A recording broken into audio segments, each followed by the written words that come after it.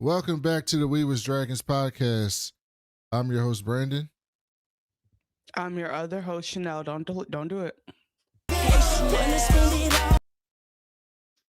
And we got our other host, Sharmane. What's happening with you, man? What you need, man? That ain't this now, man. And See, we are that's back. a good one. Yeah, we are back to talk about the finale of House of the Dragon season 3. But before we get into that epic episode, whether it was great or not is up for debate. But it was very epic. It was very epic. You can listen to us on Apple Podcasts or Spotify if you do, leave us a review. And if it's 5 stars, we'll read it on the show. We got 1 5-star review last week, and Chanel's going to read it to you. Yeah, we technically also got like a 4-star Spotify review, so I'm gonna read both of those. Okay. What? Why do you do that? What? If it's 5 stars, we read it. You make me sound like a liar. No, Spotify only has 4 stars, I think. Oh, it does? I think so. That's why I was confusing. That's That 4 That's stars. fine. That's I fine. mean, I'm 4 sorry. is still positive, even if it is 4 I'm out of sorry. 5. I apologize. Because if something goes 4.6 stars, you won't book it. So that's the problem. Okay. So anyway, thank you so much to G Denny, who says, I don't really know what's happening here. They say, poor Brandon, great show. Okay. That's right. I stumbled on this podcast trying to find a good House of the Dragon episode review, and I seem to have landed on the best available. The camaraderie between all of you is great. Brandon is often woman-splained too. That's right. That's that one episode because we had comments under that video too. Yeah, that's right. They don't understand the dynamic of our relationship. But he kind of needs it.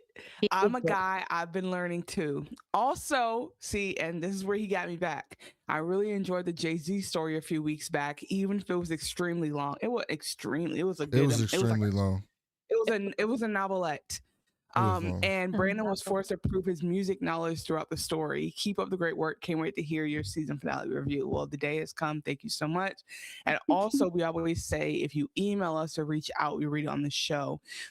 And Beth said, I just started a rewatch of House of the Dragon because I was having trouble keeping track of who's who and where's where. That's so real. I listen to a few podcasts to watch along, but yours is the one. You guys break it down the same way my mind works. You have just the right amount of humor and real talk. I've already recommended it to my sister and niece, Family Affair, and giving you guys 4 stars on Spotify. Much love. Thank you, Beth. Thank you, friends. You heard really that bump like a motherfucker, man. It sure does. Sure does. Happy to have you guys. You can also watch us on YouTube at youtube.com/WeWasWatching. Just search for @WeWasWatching, or just search for the We Was Watching podcast. Like our video, subscribe to our channel, hit the notification bell so you can see us go live. As Chanel says, too many shows. You can email the show at WeWasWatchingPodcast@gmail.com, and we will read those on the show. So let us know what you think about Silo that Sharmane and I are doing. And we'll read that on those shows, which are on YouTube exclusive, by the way. So for those of you listening to podcasts, if you're wondering, hey, I thought you said your favorite show was Silo, Brandon. It is. And we're doing Silo, but it's on the YouTube channel. So give us a chance and watch us on YouTube and let us know how we're doing there. And then you can also follow us on social media anywhere. Oh, hold on. We got some emails. I didn't even see this. Okay, so we got an email from Yang. And they said, thanks for the entertaining discussion. When you guys are talking about the butterflies, just wanted to say that it's not the butterflies, it's the nightshade, a poisonous plant that Helaena was warning Jaehaera to not touch because the caterpillar was eating the nightshade. Alicent remembered that and used the nightshade at Harrenhal when she was rummaging through the dead body of her escort and spotted it. She used that to poison Aemon's spice wine. Thanks for the podcast. Please forgive any misspellings as my fingers sometimes disobey my brain. It's okay. Chanel misspells everything. It's fine. Okay. Moving past that. I will say, actually, everyone's right here because I think it was Human Help last chat who said something about the butterflies, and those were very clearly symbolic later. So I do think the butterflies and the nightshade are both important. But yes, like it was I don't know if it wasn't obvious, but like she looked at the dogwood and had an idea, and so it was, and then she went straight to poison him. So I just assumed she saw something herbal that she knew would be a poison. Like I thought that was pretty well implied. But the butterfly, werewood, thank you. Dogwood was that? It's probably something American, and I'm just dogwood saying is a tree, but okay.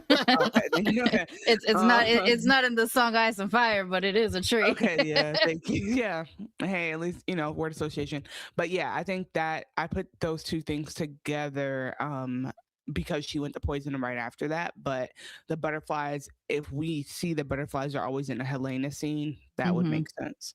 I think we use at least the butterflies as a symbolic heralding of death coming, or death has happened. I almost wonder if it's Helena's thing too. Like I guess we'll have to look back at the season and see. We got another email from Claire, and Claire said, "Love your podcast. I'm just starting your latest episode as my own countdown to tonight's finale. I found you for Pluribus, and your takes made me feel more sane. I still feel Chanel's remark about Carol. Sometimes you're right, but early. And for Hot D, Sharmane is such a wonderful number 3, her favorite number. And hope I'm spelling her name correctly. You didn't spell it, but it's fine. I checked the description to verify, but it's not included in the pod. Oh, I forgot to update the last podcast description. I forgot to tell you. You have forgotten to be putting me in the fucking show notes. I got a template, so I forgot to update the template. I'll update the template. Hilarious. And I'm not checking, so if that's you can't crazy. spell Sharmane, it's okay. You can just Mane. That works. I'm writing now to give my non-spoiler, purely instinctual guesses for the finale. Okay. Oh, dope. This is me being incredibly generous to the show's intention. Something huge and significant and empowering for Rhaenyra will at least begin. Nope. And not just to make Daemon look better. Larys will pop back up. Nope. You 0 for 2, Claire. I'm sorry. We love you, but you 0 for 2. Haven't been but to be fair, if this was a 10 episode season, yes, you would be correct. I agree that what she says would have happened. Ulf will have regrets, but Hugh will show up and be the surprise betrayer. 0 for 3. He's too 0 for 2.5. He's too simmering anger and always just saw his kid and wife as property. He would have stormed the Capitol. That's a little strong for Hugh. I don't know if Hugh would have stormed the Capitol. He might not have done that, but he definitely subscribes to Joe Rogan podcast. Hugh was very loyal, except when Rhaenyra said, "Fuck your wife." And then she was like, "Fuck my wife. Fuck you." Yeah, but look at what happened in the episode where he half strangles his wife because she won't go with them. Psychological breaks like that. That's true. Take you down a different path, and that's all I have to say about that. Wait, I didn't consider that. I'll say one more thing about that. What's happening with Hugh in the show is not what happened to Hugh in the books. Yes. So number 4, really hope Darren and Alicent reunite, even though Alicent doesn't deserve it. Listen.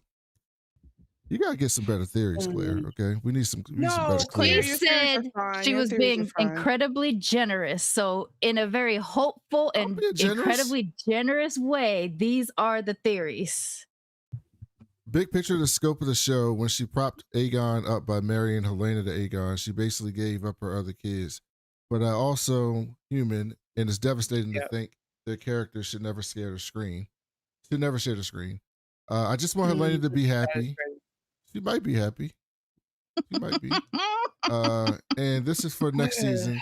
Laenor still being alive will have consequences, honestly. I hope it's a beautiful one, like Corlys absconding to Essos. But fear will be like Shakespearean level tragic, the King Lear parallel story. My phone is mad that I don't have the Gmail app trying to write this from a mobile webpage, so please forgive any weird typos or autocorrects. I'll blame the theories on that. It would take an hour to edit, so I'm hoping my wild takes are worth the read. It was. We appreciate it a lot. Once again, Brandon and Chanel Sharmane, I have so much fun listening to your insight discussions. Thank you. Cut off alive because trying to write this was distracting me from listening. I'd rather hear what you have to say. Sincerely, Claire. P.S. I love how the dragons posture like pit bulls. My baby is part pit bull and normally looks like her other parts, Hound and Dane. But when food doesn't come, she's like a dragon. Look at that. Thank you, Claire. We appreciate that email. I love that, Claire. Thank you, Claire. Yeah, we do. I think your takes are fine. Like I think nobody's gonna have the proper take, and that's okay. Like I've been wrong before, but your guesses are as good as any of ours, and they do make sense because we had Rhaenyra in so much of the season. Wait, no, not Rhaenyra. Sorry, Larys. We had Larys in so much of the season. I think he's just gone for real. It's crazy. Rhaenyra is a hot take, but I get you. Like he's still out there, whatever. Yeah, I see where you're going for. I think it would have been more romantic for Rhaenyra to pop back up in terms of like the show or whatever. Like romantic, not his relationship, but poetic romantic for the show. But we got enough hitches in this story happening right now that if they threw Rhaenyra in the mix, it could cause a lot more problems. And they already caused a lot of problems today. But I will save my rant until the appropriate times. Rhaenyra went somewhere where they're not bigoted towards gay people, and he living his best life. He living his best life. He probably living it up. Rhaenyra is on Fire Island enjoying himself. There's definitely some spots in Essos that you can be free to be you. Yeah, I wouldn't even worry about it. And lastly, you can follow us on Patreon at patreon.com/wewaswatching. I think we got some Patreons. I still don't know how you look it up though. We're a homemade situation over here. So let me look. We got Patreon we got 4 members on Patreon. No, we got 6 members on Patreon. No way. Yes, we got 6. It says 6 members. 6 new members. So we're going to shout y'all out next week. By the way, the first episode on Patreon will be out this week. It will be me. If you want to see me rage, if anybody's listening, wants to see me rage and get really angry and not performative, but actually angry, because the thing that we're watching makes me unreasonably angry, please check out our Road to Doomsday series as we're starting with the year 2000 movie X-Men. I have seen what I thought was a soft version of Hulk Brandon when he forced us to watch the Green Lantern movie. I want to say 6 years ago or so that we could talk about it on your other show. But if that's the level of angry you get, if that's Hulk Brandon, I want to see like. I hate real those X-Men movies. And Chanel I know likes you do. them, and she thinks they're good. They're my favorite. They're the standard. She thinks they're good. But think about how old she was. It almost ruined our relationship. I can't. Think about how old she was, Brandon. They still stand up. They still stand up. I know she was a baby. She was a baby when they came out, so I forgive her a little bit. Yeah. It's like, okay, it is like Chris Rock says, like there's certain music at certain times in your life that will always be the favorite because of what was happening in your life when it happens. But no, they're just the best. Sorry. They're the best cast, they're the best everything. They're so 2000s. It's so perfect. I think all this other stuff is trying to get that old feeling back, and it's okay if they can't. What I will grant you for that is, as the elder statesman of this podcast right now, that was the only thing happening at that time. So we were hungry for it, no matter how good or bad it came. That's not true. Blade and they were was committed. out. They were committed. But look at the world we live in now. Look at the world we live in now. Constant comic book movies. Back then, comic books were you're still too much of a nerd. Black comic book nerds still had to hide that they were comic book nerds. X-Men and Blade were literally the only thing out there. And you can't even really count the Superman movies because those were happening mostly in the 80s. And that was a different. And it was in black and white. Hulk Hogan. I'm not going to let y'all. I'm not going to let y'all gentrify the X-Men movies. I just won't allow it. No, let me just be clear. Like when you think about like Sharmane, everything Sharmane just said is true. They went out on a limb, and then you have somebody like me who didn't even know where to find comic books, and I loved X-Men. So I think they were the first to make it like to help people understand why comic books are cool and why these characters are worth caring about. And again, they had like the best cast. There's not one there's not one scrub on that roster. There's not one person you can't be like, oh, they were the best, or they went on to do great stuff. So like, I mean, people still want James Marsden and Patrick, what's his name? And honestly, I hate James Marsden. He's terrible. Teddy? You hate Teddy? He's terrible. And but also, to be fair, I hate Scott. So yeah, there's no win there. There's no win there. He's a great Scott, right? And then I mean, the new one is cool too. At least it's not Miles Teller. You know what I'm saying? Like, think about it. We need to be appreciative of what we had. And then yeah, I could really honestly, that's the podcast I would like to do, is a rewatch of the original X-Men, because I think it'll hold up in court. It'll hold up in my memory. I can do that with you. I promise you it won't. I guarantee. All right. I can do it with you because Brandon can't handle the truth. Well, I got to do it for Road to Doomsday. So we're gonna woman-splain it. That's what we can do. We can have a whole woman-splaining comic book movie side quest. I'm getting an X-Men tattoo because the X-Men were so important to me. And you guys are sitting here hyping up that nonsense tomfoolery. That tomfoolery that they put on there with stupid accents and S&M outfits and all of the ridiculous nonsense. I also don't disagree with you, but that's why it was good. I can see how, based off of our differences in age, that X-Men back then could be everything. Because it almost kind of was. Don't get me started. Good or bad. We do appreciate the new Patreons.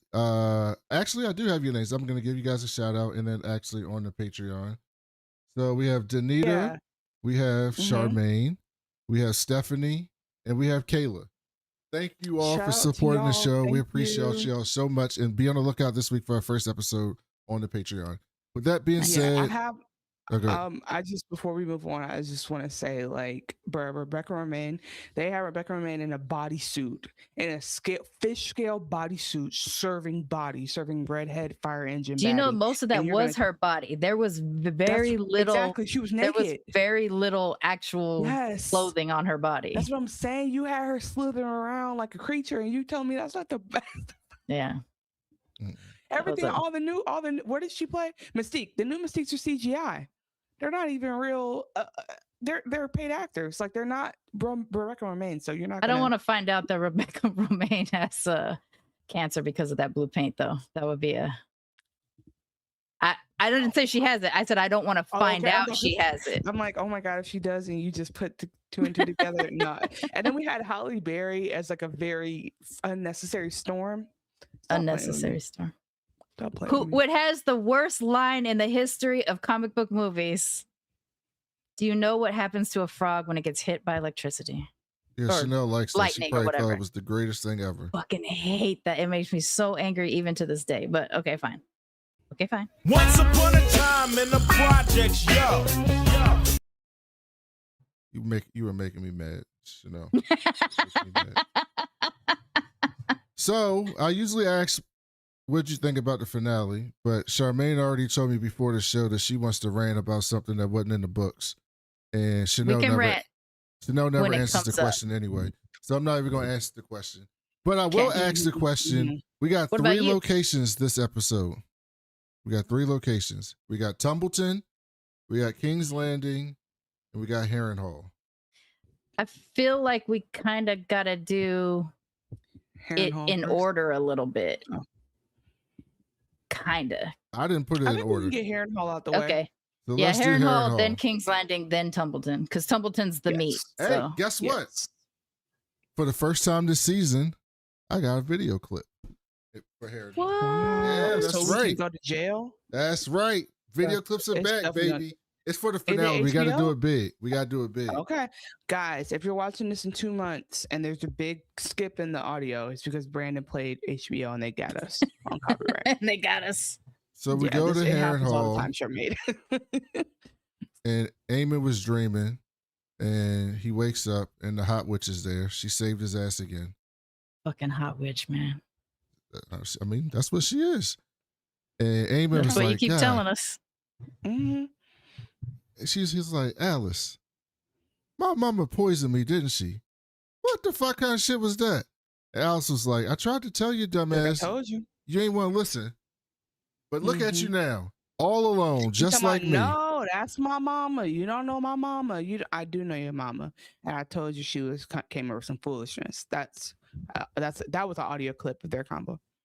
And she said, it sucks being alone, don't it? That shit suck. And Aemon was like, yeah, it suck a little bit, but I kind of deserve it. He started going into his little things about, you know, how he deserves everything and what he's supposed to do. And Alicent's like, all right. He's like, I'm a kinslayer. I'm the worst of the worst. You should abandon me. My shit's gonna end up going to you. And Alicent's like, do you know how old I am? Let me tell you a little bit of the story. Way back when old Heron was here, when Balerion was it the Brave or the Bold? The Brave? The Black Dread. The Black Balerion Dread. the Black Dread. Balerion the Black Dread shows up and burns this shit to crisp. And guess what? There was and all the Harrenhal people, the whole line was gone, except one little boy. And his mama was gonna do anything to save that little boy. She went to all the maesters. She was getting her own roots. She talked to Dr. Sebi. She was trying everything. And none of it worked. So you had to She turn. was eating raw meat. She went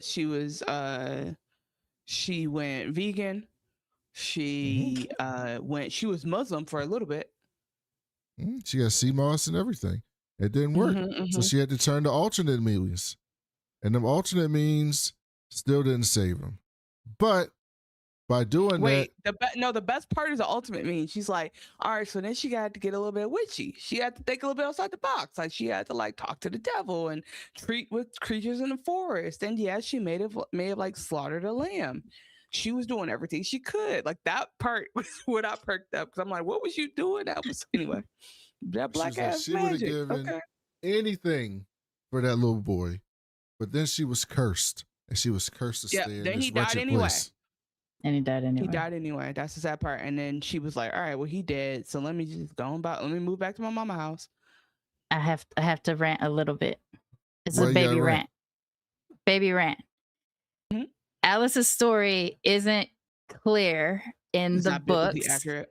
She has multiple different people tell multiple different stories of what they think she is. Some people think she's a strong bastard. Some people think she's lived for 300 years or whatever.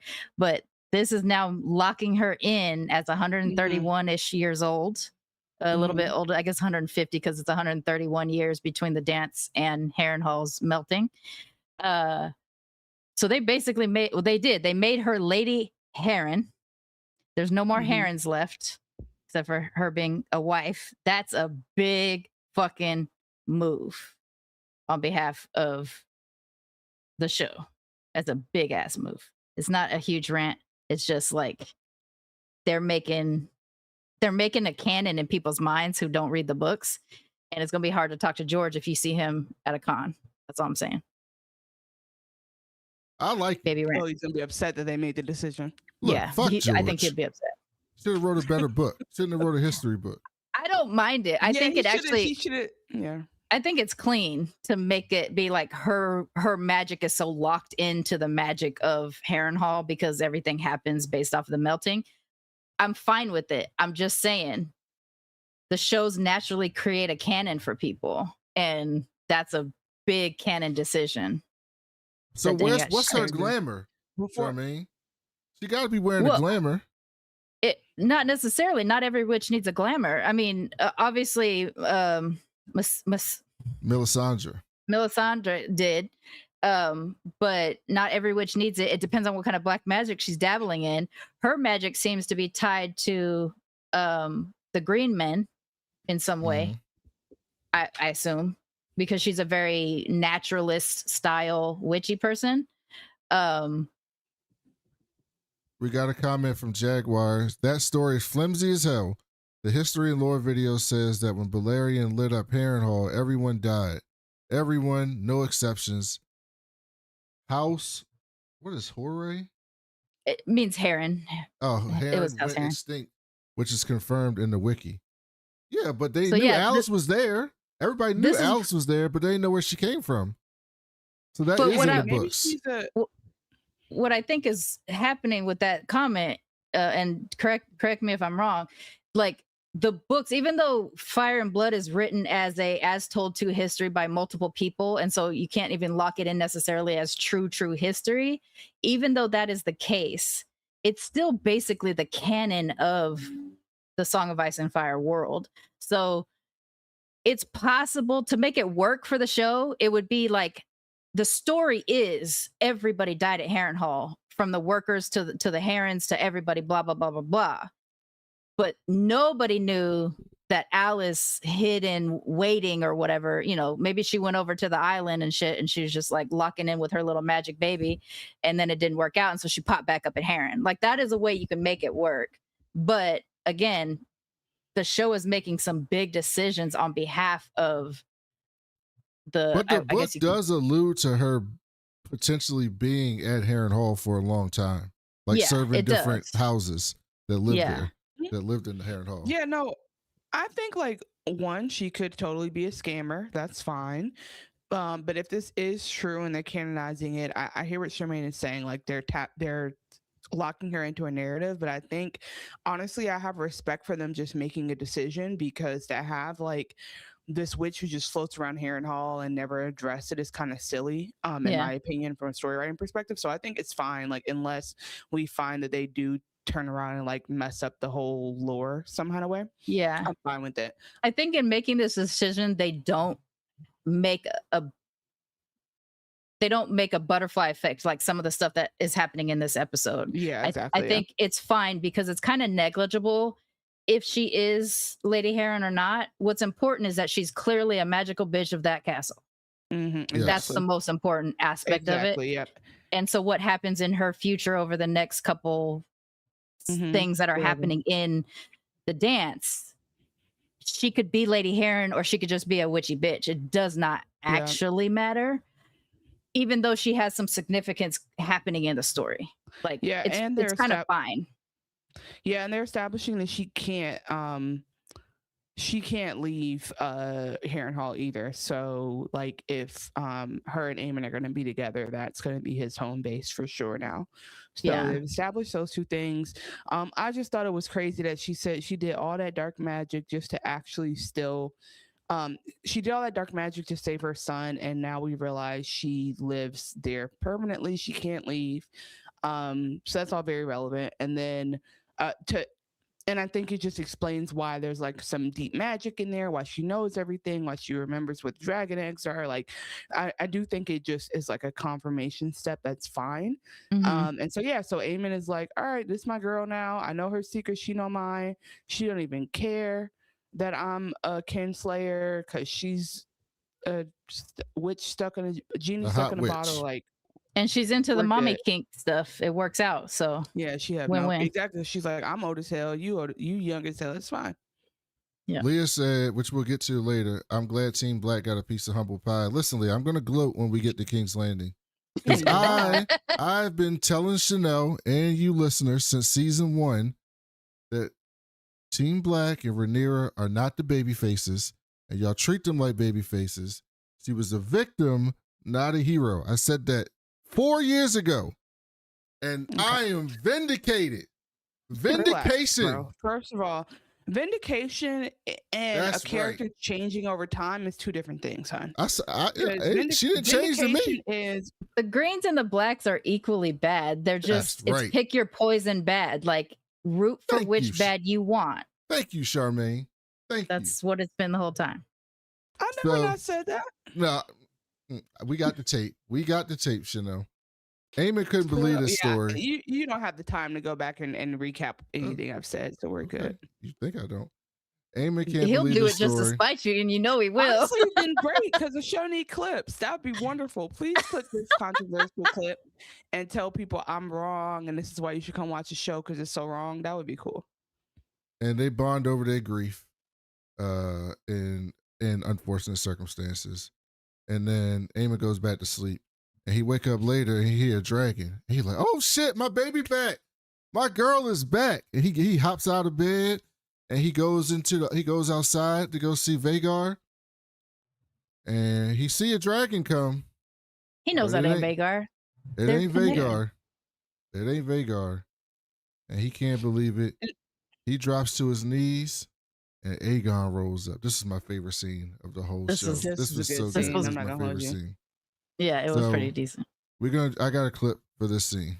I just was bugging out. But anyway, I waited for about 5 minutes. That's right. That's right. Dogman. What's up, man? Dogman. I want to tell you something. Check it out. I want to tell you something. Come here. Oh, what's going on? I slapped the out of him. That's exactly what happened. HBO. It doesn't have to be HBO. Aegon slapped the shit out of him. The Viacom is on its way. That's what happened. Aegon got off his dragon. Viacom is gonna. Okay, that's fine. Aegon got off his dragon. Again, guys, if there's silence in this clip, she hating on the clip. She know that was a perfect allegory for what happened. It was exactly what I thought in the moment. Like I screamed at when it happened, and I was like, surprise, bitch. You know, that's exactly what that moment felt like. Yeah, and Aemon was waiting for him on his knees, and he goes, "Oh, Aegon, oh, I'm so glad to see you. I'm so glad you're alive. I thought you was dead. They told me you was dead." He still is a kinslayer. Woo. I thought it was a kinslayer. Good Lord, Aegon. He's feeling she's been feeling a lot of shame. And I think this is what's really interesting and cool about this moment is that like Aemon, had he not gotten stuck at Harrenhal and Alice not saved him, he just still be on this like very self-destructive path he's been on. But something about this and his mom trying to kill him has like humbled him in a way where he's actually already remorseful before Aemon comes back and like Aegon comes back, so he's actually ready to like make amends and be sorry, and that is such a interesting character like development arc for him to have had in this dynamic, because basically what I'm trying to say is had Aegon and him had this conflict any time before this, we'd have the outcome that Aegon expected. Yeah. Daryl said Aemon got turned on when he found out Alice was the mother. Well, we know Aemon watches the Corey Chase movies. He got the whole collection. I don't really know what that is, so I think we're in a little mind my business. You know. So then he's like, he gets slapped, and Aegon was like, "I'm alive, bitch. You ain't think so. I'm here." And he says, "I should split your ass in half. Matter of fact, better than that, I should have Sunfyre burn your ass. You see all these welts and stuff on my face? I want that to happen to you, but slower and more painful, so I can enjoy that shit." And he wants Aemon to beg for his life or cry or talk shit. And Aemon goes, "You right. I ain't shit. I tried to kill my brother. I don't deserve to live. You should sentence me to death. I'm sorry." And Aemon was like, "Yeah, that's right. And I'm a fuck." What you mean? What you mean I should kill you? Why you say that? What's going on with you? What's wrong with you? It was like took the wind out of his sails. He wanted pure vengeance and he didn't get it. He was like, "That ain't right, brother. But I ain't gonna forgive you. I ain't gonna I ain't give you no forgiveness, and I ain't gonna kill you right now." He said, "You coming with me. We going to Tumbleton." And Alice showed up and said, "He can't go to Tumbleton. He's recovering." And Aegon said, "Who the fuck is that? Who is that woman?" See, he goes, "Oh, you don't know her? That's my girl, boy. We getting married. We betrothed. That's Alice Rivers." And he said, and he's like, "Okay." Like, he's very much like, what the fuck's been going on? And he said, "All right. I don't give a fuck." And he goes, "Vhagar's not even here, so I can't even come with you." He was like, "All right, this is what we finna do. We're gonna go find Vhagar, and then we're gonna fly to Tumbleton. And when we get to Tumbleton, we're gonna regroup our men, and then we're gonna march on King's Landing, and then I'm gonna kill my stupid whore sister and sit back on the throne. How that sound to you? And then when all that's over, then I might forgive you." How about that, Aemon? He's also got to kill Darren. Didn't he say he was gonna fuck Darren up too? Oh, did he say he was gonna kill Darren? I don't know if he said he was gonna kill him, but he did say like that stupid twat or something like that. Like, we're gonna go ahead and set him straight, whatever that means. We gotta deal with him. Yeah. Because at this point, all the Targaryen Greens are alive, and all of them have tried to declare themselves king at some point. Mm-hmm. The Game of Thrones. The Game of Thrones. You either live or you either What is it? Play the game. I'm messing get up. rich or die throning. There it is. That's what it is. Yeah. I had it wrong. Thank you, Chanel. So then that's what you do when you do a good one. There's so many other times when you people do a say good my one. name. You get that. Let's do King's Landing, and then we'll finish with Tumbleton. So we go to King's Landing at Orwell. Man, Orwell. He running through the castle, goes to wake up. This is the middle of the night. Go to wake up the queen. My queen, your grace, wake up. She's like, what the fuck? Orwell's 3 a.m. What the fuck you screaming for? Look, listen, my phone was just going crazy. I just got a breaking news notification. Aegon and Sunfyre lives. That's all CNN is saying. Aegon and Sunfyre lives. It's all over the news. You can get the fuck up. Rhaenyra comes out and she goes to Daemon's room and she go in there crying. And she tell Daemon, she's like, Daemon, it's fucked up, man. We just got an alert. Aegon living. Sunfyre alive too.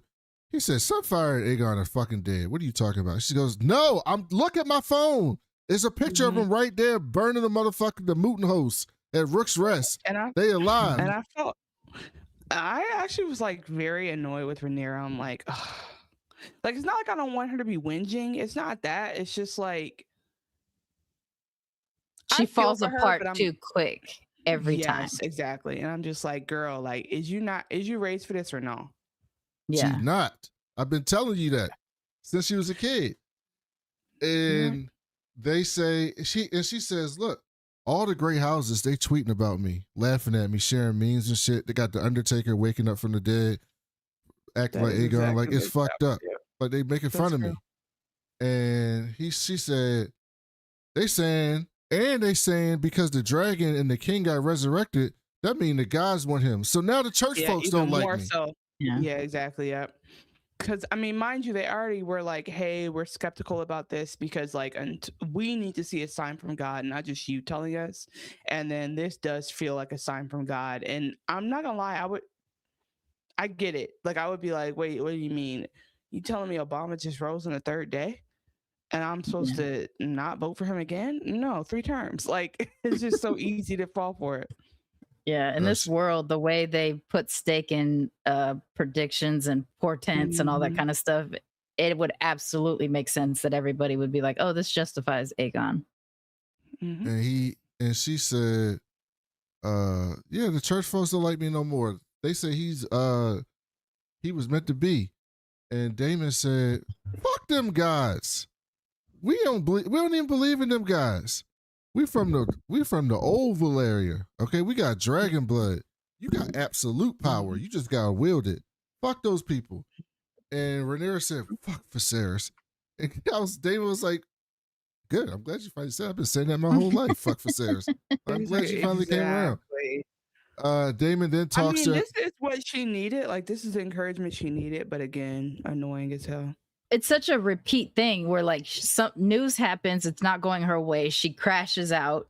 Daemon talks her back in. She rides okay for a little while, and then another situation happens. She crashes out again. I mean, this is the kind of thing that is going to back up the whole primogeniture thing where they're like, see, women are too emotional to rule. We need to get a man out there, even though the men are equally emotional, just in exhibiting it in different ways. But yeah, I need her to be a little bit stronger. Yeah. And like, act like you built for this for real. Yeah, I don't know. It's not that she can't be emotional. You can be upset, you can be sad or whatever. But, at this point, you got to search your feelings and let the anger flow through you. She get it from her daddy. Remember her daddy was whining and complaining to Otto about Daemon? Oh, man, my brother ain't shit. He don't love me. He out there in the streets talking about my dead baby. Fuck him. How could he do this to me? I've done everything for him. I raised him, basically. Like, he was doing the same shit. She get it right from his dad, her daddy. I agree. Yeah, she need a royal therapist. They all need therapy. Yeah, she needs somebody who could just sit and talk about her feelings too. I mean, that's what she was using what's her face for, but that went bad. Yeah. Well, yeah, and then Daemon started talking to her in Valyrian. And every time they start talking in Valyrian, it get real serious, right? It get like it get real serious. But here's the thing. Before I get into what he said in Valerian, Emma, what's her name? Emma Darcy. I mean, what is their names? Because Emma Darcy. Emma Darcy be acting this season, especially in these scenes. 100%. Like they were excellent. Like whenever they get upset or like needs to express like some sort of like extreme emotions, it's like top notch type acting. Even the flip, like when it goes from like crying deep emotion to, you know, back straight, let's get into it. They do that flip so like they're just so strong. Actually, this is what I wanted to say about that. Like in terms of the kind of realizing the blacks are as bad as the greens, I realize Emma Darcy is to blame for this because they're too hot and they're too good of an actor, and you just fall in love with Rhaenyra. But Right. they should have did worse casting, because then you'd be like, yeah, I don't really like, but like you want to root for Emma. You do want to root so, for Rhaenyra, you and now I'm absolutely like, oh damn, you cute, but you messy. because Aegon's just annoying. Aemon is a dick. There's no other leader that you're like, yeah. Exactly, It's fine if it goes this way. I do think the show built Rhaenyra up to be the chosen one for sure, and Emma Darcy is just such a strong actor that you can't help it. But it's also why you get frustrated sometimes with Rhaenyra as a character when you're just like, you know, be better, be the blood of the old Valyria, right? Like be the blood of the dragon. And sometimes we don't get to see that in Rhaenyra. Yeah, I would also say like, you know, like Aegon is a terrible king, but because he was a firstborn son, it's kind of like he just got space to be terrible. And I feel like Rhaenyra to some extent deserves that grace too. Like basically, if we're gonna allow men to be mediocre, then we need to do the same. But she kind of but it's to a certain point. No, I agree with you. Absolutely. So then Daemon goes into Valerian mode where he got to hype her up. He got to get her like. This is also one of the best acting scenes from Daemon too. I think I said that one other time, but this one was strong. That's what he said. The macho man Randy Savage is not happy. Unjustifiably in a position that I'd rather not be in. Outside interference, I'm living in a nightmare. But the cream will rise to the top, oh yeah. That's right. The cream will rise to the top. That's what he said. The cream will rise to the top. How did you dig in the crates that deep? You don't gotta play with them no more. That's what he said. He said we's from the old island, okay? The old place. Long Beach represent. Oh, that's right. You are Long Beach. I forgot about that. Yeah. That's true. Damn, they coming to get y'all. And he said there's a situation. Damn. Okay. There is. He says, we're gonna get them, we're gonna fuck them up. Just tell me what you need. And Rhaenyra takes a deep breath. It's almost like she gets her everything, like she's like, okay, I got that out. I got my cry out. Let me get back to business. Says, exactly. Which okay, valid. Such a strong moment. She says, tell Hugh to take post with Vermithor. This was a bad decision, by the way. Yep. Should have told Ulf to do it. You knew Hugh is worried about his wife. He went to you and he said, my wife is in Tumbleton. I'm not trying to have nothing happen to her. Can I go get her, or can I at least be there to protect her? And you told him off the first time, and then you're going to have him stand here. When they march into Tumbleton, you're going to make him stay in King's Landing. You knew he wasn't going to stay there. So that was a mistake. But then he says, then tell him to go to Tumbleton. She tells Daemon to go to Tumbleton and kill all the Hightowers. I want all of them dead. And she said, but remember, Daemon, they got cell phone cameras now. So you got to have some restraint. Don't want to see you going a little bit overboard, okay? The people are watching. They got cameras, so don't do too much.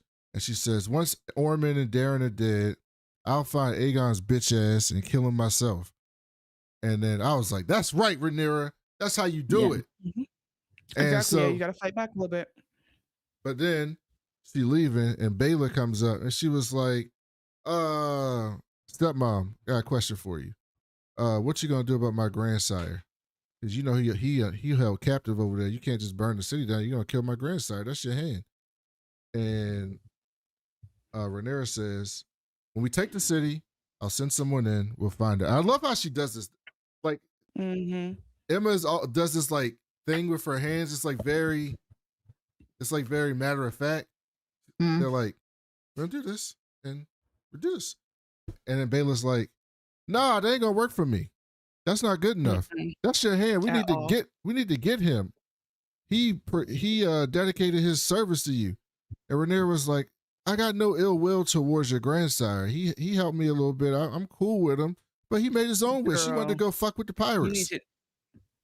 I don't think that's how it worked, Rhaenyra, and that would have pissed me off too.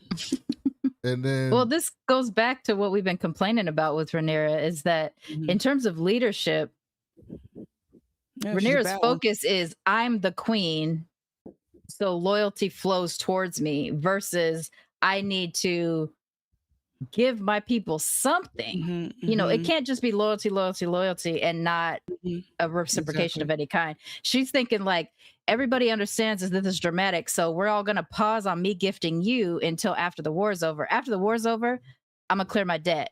But for now, just do what I say. And in doing that, she makes more enemies than the ones she already had. And actually that just only makes fiercer enemies of the people who were on her team. Lauren said Ray made so many bad decisions. Yeah, she did. But look, I'm glad you call her Ray. Because in this moment, she turned into Ray. Because Baela said, actually, stepmom, that shit was your fault.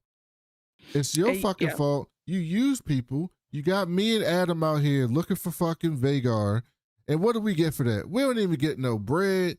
We don't get a day off. We don't get no coin, a hot tub. We don't get no hose, nothing. We just sit out there to find Vhagar every day with no acknowledgement at all. Yep. And you don't even say thank you. And Rhaenyra said, you don't need a thank you, but you don't even say it. Yeah, but Rhaenyra said, what I'm thanking you for? What the fuck did you find? Well, you found some footsteps of Vhagar? How'd that help me? What's that finna do? And then she said, well, whatever. I don't give a fuck. What I'm saying to you is, you use us and then you throw us away. You trash. Points are being made. And once you no longer have use for us, you abandon people. And Rhaenyra said, I should have abandoned your ass at the gullet. What do you think about that? When you got my son killed. You remember that? My son, your husband, he died because of you and your stank sister. And she said, oh, you're right. You're right. You probably should have. I felt bad about that too. But you didn't, because you needed my dragon, didn't you? Oh, she grabbed her. Oh, she snatched her up. And she grabbed her like Ray. That's what she turned into Ray. She grabbed her right by the chin. She said, what you say to me, girl? The fuck you say to me? She says, I will not tolerate your insolence. Insolence is a great word, by the way. Yeah, and I just got to be honest. Like, okay, one, you're a stepmom. Two, that is a black girl. You can't be grabbing up on her like that just because she tried to tell you about yourself. I really do better, babe. Yeah. Well, she's a stepmom and an aunt. Yeah, exactly. Time. Like, you got double reason to not act a fool. Yeah. On me. Like, I'm just telling you. She also says that you had deviousness in your blood, like because of Rhaena and Sheepstiller. But in saying that, is she talking about Daemon's deviousness blood that she shares, or is she talking about the Valerian blood, which she also kind of shares? Like, it's a weird. You know what? You know what, Baela? Go to your fucking room. I don't want to see. If I see your face, I'm gonna do something you don't like. As a matter of fact, I'm gonna send out one of my hands to help me out. She gonna go get a switch off the tree. She gonna go get a switch off the tree. And if I see you, you're gonna find out what that switch do. She said, my mama would never do this. She said, well, your mama's dead. So go. Now you're on punishment. That's what she said. And so she left. And meanwhile, the Valerian army showed up, and they want to go find. They're like, "What the fuck we doing here? They got our lord. We need to go get Corlys free." And Alan was like, "Nah, the queen said you need to protect King's Landing, and so you need to come up here, clean yourself off, grab you guys something to eat, and then get out there and protect the city." And they said, who the fuck are you? I never seen your bald ass before. He says, oh, you want to know who I am? I am Lord Corlys's oldest son, the heir to Driftmark, your future Lord of the Tides. That's who. And it was like, oh. And it was like, you know what? To be fair, this is the only other black person we didn't see, so I gotta take his word for it. Like they just immediately are like, yeah, I see. That's fine. It also feels weird that they didn't already know about him, because I kind of feel like all of the fleet knew something was up. Exactly. You work with At them. least that he was in command of some sort, if not his child. Basically, it's a branch manager in corporate just pulled up, and he's like, y'all don't know I run this region? And they're like, literally, no, we didn't know about that. But okay. They listened to him because they walked their asses right into King's Landing, don't they? So then they said, they was like, all right. So then we cut back to seeing Daemon leave, and he was leaving out, and we see Helaena. One of the hands come to talk to Rhaenyra and says, hey, listen, there's something I gotta tell you. Helaena, she ain't eating shit. Like, she's just sitting there stitching her little banner all fucking day, or playing with some beetles or some butterflies, doing some weird shit, but she won't eat shit. Can you go talk to her? She goes, yeah. And she goes, but before you go, tell Sir Alan that I need an armed envoy, because we gotta go to the church, because the pastor gonna anoint me in front of all the poor people. So I want to make sure I get there safe and sound. Going to anoint me. It's hilarious. That's exactly what happened. She said, yeah, I need to be ordained today. So come on with it. So go get that set up, and then I'll be ready in about an hour. I got to put my eye makeup on and everything. Oh God, that eye makeup was irritating the shit out of me the whole time. But I think it was a symbol that she's going bad. She said, also, she goes, anything else you need? She's like, actually, there's one more thing. But you don't hear what she says. But then the hand goes to Mysaria's room, and she tells Mysaria, and she says, the queen gave you a chance to quit in lieu of being fired, but she gave you a nice severance package. You get some gold. You get like 9 months worth of pay. You get insurance. She even gonna send you some maids to help you out. And on top of that, you get a free trip to Pintos. Yeah, you get a neutral reference. She gonna pay for you to fly to Pintos. You get a nice little paid vacation to start. Like, you good to go. And she's like, what the fuck? And she's like, and she goes up, she's like, I don't know. She tripping. She in there wilding out right now. I'm just delivering the news, okay? Don't blame me. But to be fair, this is Mysaria's miscalculations, in my opinion. Because I think that, for one, she kept trying to pit her against Daemon, and that's just a stupid thing to do because one, that's her uncle, that's her husband.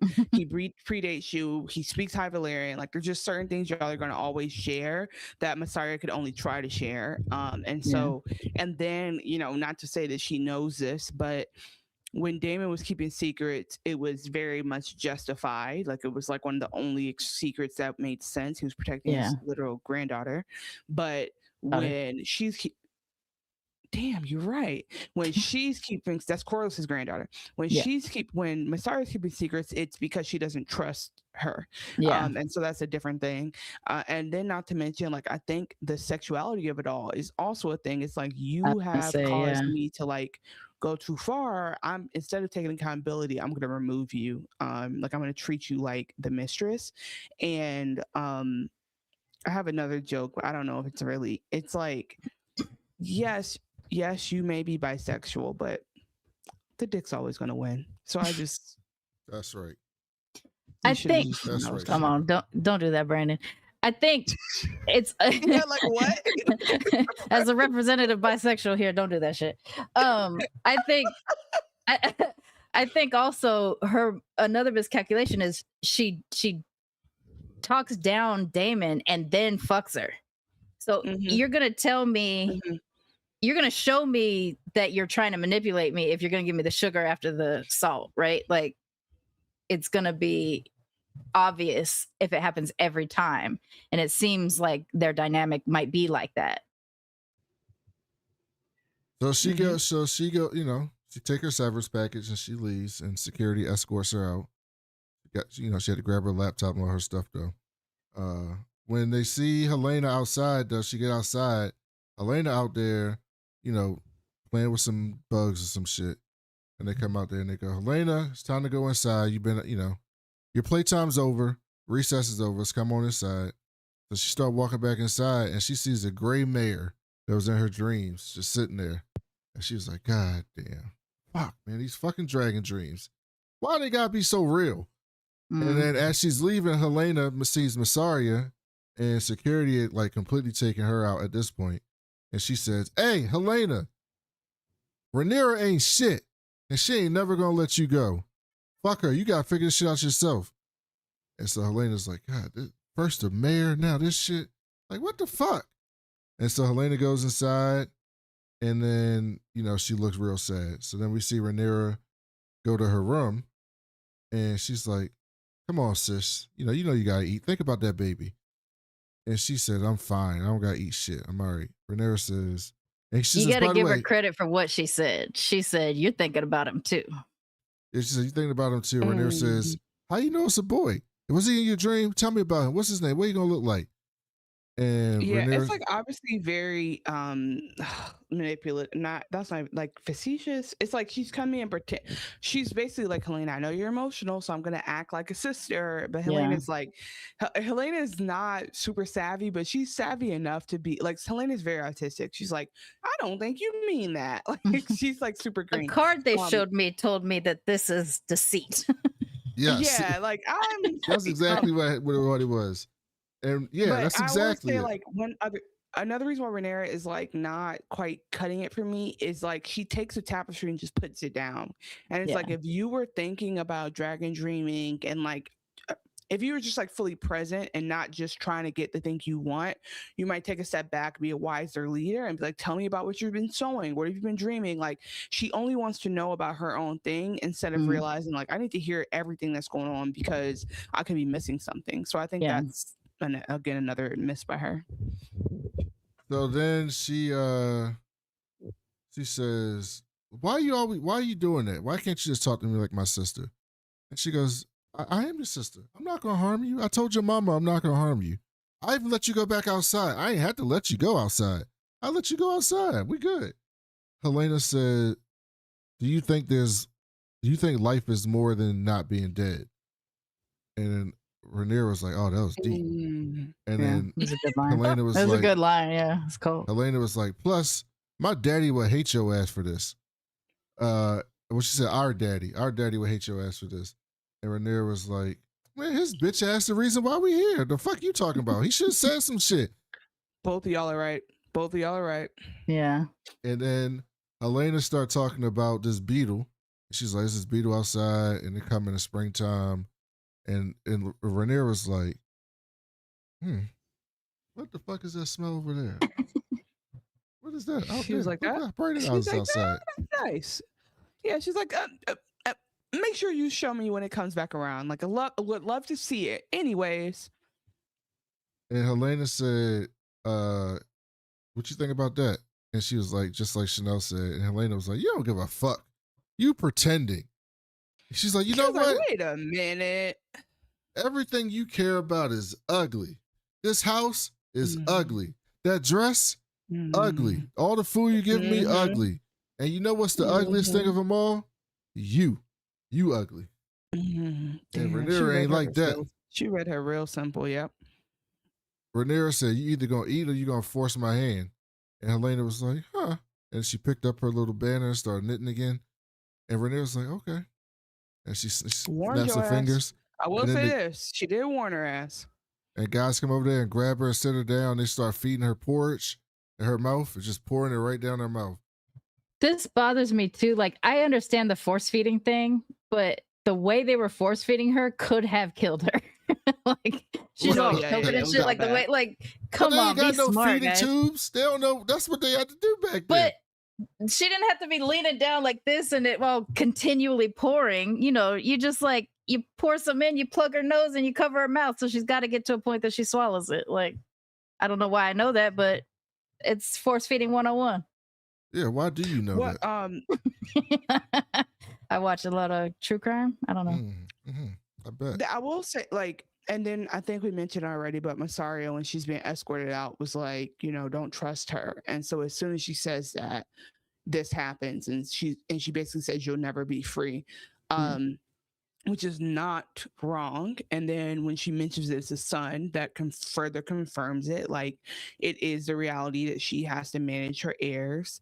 And like, again, we've talked about this a lot on this podcast, but there is no precedent for her as a queen. So like, they haven't thought through the dynamics of like, okay, and then what if I have a daughter, and then what about that? Like, it's not set up enough for. She's realizing like she'll never actually have the peace of being, basically she'll never be able to hold office. Like, she doesn't have a retirement option either. She can't even buy herself out. Yeah, it's almost like it. Sorry, go ahead.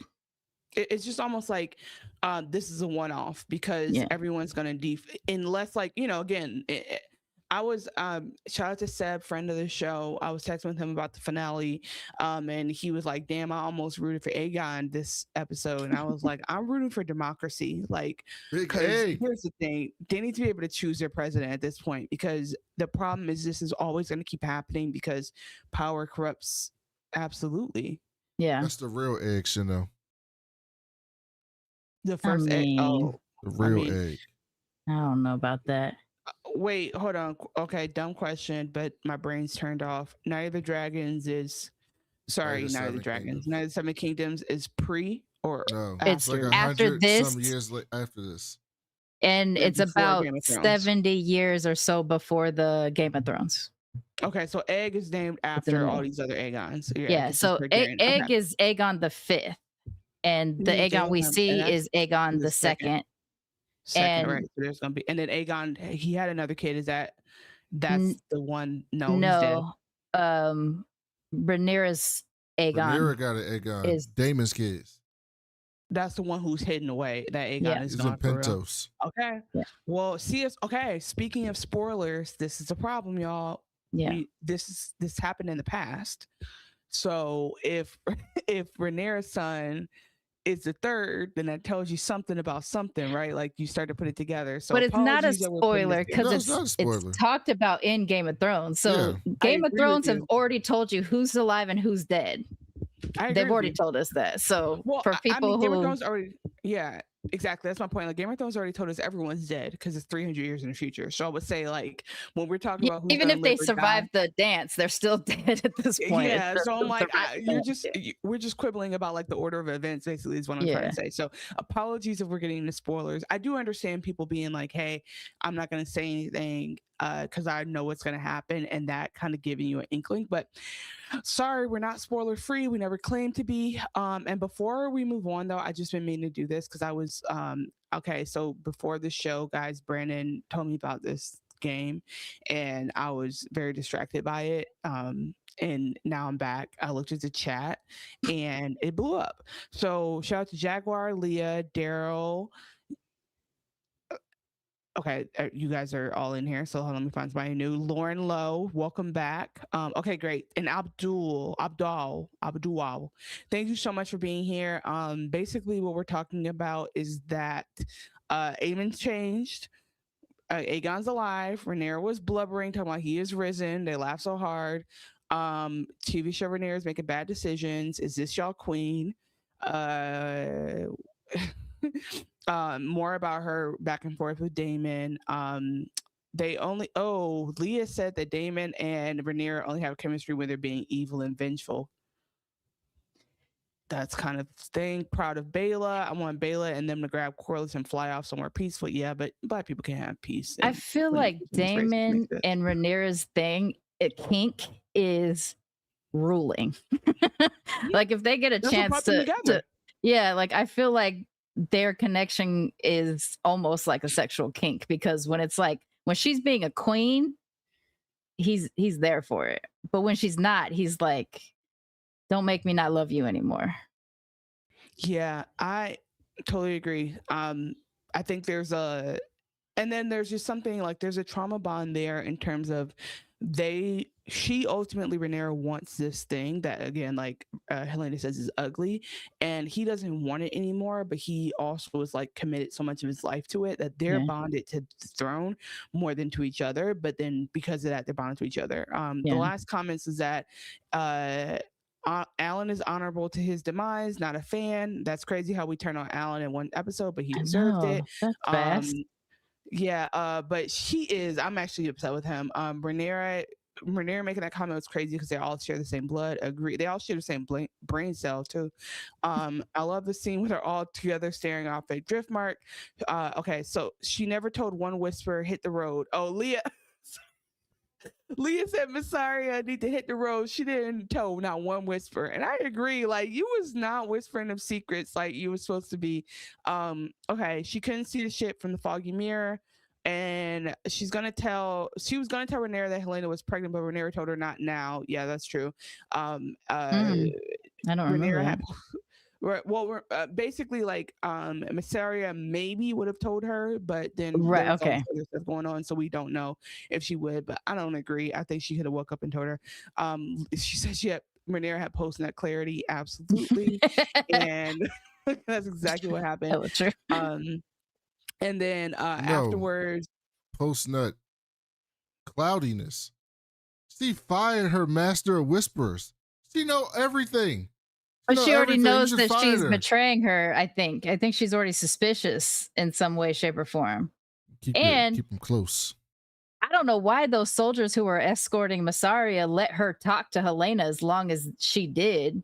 And they'd only roughed her up a little bit at the very end, but she got to say all her piece before they decided she said too much. Like, what the fuck was that, guys? Stay on your game. Yeah, exactly. Yeah, come on, y'all. It's like them letting that guy throw that shoe at the president. It's like, what? Twice. You might as well let him get the other one off. Yeah, like, come on, bro. You might as well let him walk out peacefully. So then we go outside. It's like when you know who got you know what in the ear, and they let him pose before they took him off the stage, and it's like, is this an emergency or is this a photo shoot? Right. We go outside and Alan's outside. He's doing what lords do, which is just standing around looking at the people. And Adam comes up and was like, "Hey brother, what up, dog? I ain't seen you in a few days. What the fuck you doing? You going to Tumbleton too?" And he's like, "Nah, Queen got a special task for me, dog. I ain't gotta go down to Tumbleton." He's like, "What?" He's like, "Yo, I heard Baela told me Queen out there wilding." I'm sorry. Yeah. Adam said the Queen, Baela told me the Queen out here wilding, man. She going down dark path. She found out Aegon back and she tripping. And Alan was like, "I don't know if she tripping. She just trying to do her own shit, dog. Like, why you questioning her?" And he goes, Oh, I see what's happening here. You think you big dog. You think you big shit. Our daddy got sent away. You took his spot. You think you the big dog now. And Alan was like, why you jealous, dog? Like, I'm just doing my job. I'm not trying to do anything. The Queen asked me to do something. I said, yes, that's what we do. The fuck? It's funny because what he want to say is, you don't even appreciate Baela. I've been with her while she been crying, while she been tired, and you just walk in and that's really what the fight is about. Yeah, he was all mad. He's like, I spent more time with her than you have. That's exactly what it was. But also, to be fair, though, he is acting brand new, just a little bit. Like, he won't take that armor off. I'm not saying he's not at work, but I'm just saying I feel like he'd come home in the armor and he could change in a garage. He choose not to. Like, Alan's just kind of feeling himself. He's her hand, and he needs to take a step back before he wrecks himself, because he's loyal to a fault, as they said in the chat. Adam's just mad because he got blonde hair. He don't want Adam. He don't want Alan to start growing his hair back out. That's all that is. With that said, Adam got the cleanest retwist in all of Westeros, because everybody else's hair is looking real happy to be nappy, and Alan's is looking clean. Alan got that Island Jam gel in his head. Adam. So I don't have Adam. What did I say? Alan? Yeah. And that's confusing because the other one's name is Alan. Okay. Yeah. So Mysaria was trying to get escorted out the city. There was some commotion in the city. She snuck away. But then on the way to church, they're in the back of they're in the caravan, they're in the back, and Joffrey is with Rhaenyra. And Joffrey, he don't say shit. And Rhaenyra's she's just like, okay, Jeff, listen. Okay, Jeff, check this out. So I just forgot to tell you before. I'm gonna tell you now because since we're in the car, we have like 20 minutes on this ride. This Uber is gonna take a little bit of a long time. So I'm special. I was telling your brother about this. May he rest in peace. I miss him so much. You're special too by default because you're related third to string me. special. So, yeah, just letting you know, like it's technically you are also technically special. So anyway, like yeah, like I'm God, I'm a god, and like I need to be here, or else everyone's gonna die. So like just so you know, that's me, and so you're good because I'm good. You're good because I'm her. So just wanted to make sure you knew that. And he's like, all I wanted was a bedtime story. He's like, all I wanted was for you to say, "Hey, welcome home," and this is the first thing you say to me. Okay. So Give she me a looked hug on outside occasion. and she saw the Queen of Bastards graffiti, and then she looked at Joffrey and she was like, "Don't worry about that, dog. Like, it's just genetics that your hair look like that. It ain't no bastard shit." And unrelated, and he's also like, no one taught me to read, so I don't know. No one pays attention to me. I don't know what's. This doesn't bother me, but I will say, this is gonna seem disconnected, but I really appreciate Sexy Red because she just says, "I'm a hoe. I'm a hoe. What are you gonna do about it?" And I need That's what Rhaenyra I'm to just saying. stand on her choices she made. You knew that man had black hair. You knew that.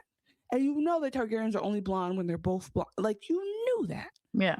You knew it was a chance. Stand on it and be like, yeah, Queen of Bastards. Who said that 3 years ago? I'd put Queen of Bastards on a t-shirt because I like to put shit on t-shirts when I'm representing. That sounds like a badass name. Be Queen of Bastards. Like, you're not really a womanist. You're not really trying to, and I think Rhaenyra is a third wave feminist. She's doing this, second wave, whatever the fuck. She's doing it for herself, not for other women. She's doing it for her. And she doesn't realize that, like, until the baby mamas are represented and the women on welfare are represented, your rich ass is not going to be free. White So woman. Brandon, who cares if you said it in 2017? We are here now. That's right. I just want to make sure you knew. The procession gets to the just banked scepter. on misogyny and you won. That's what happened. You banked on a woman character eventually being terrible, and lo and behold, watch the show that they told us. That's all. Mm-hmm. Don't be mad because you can't open your third eye. Mine is open. I saw it. Brandon loves to lord over you when he knows something.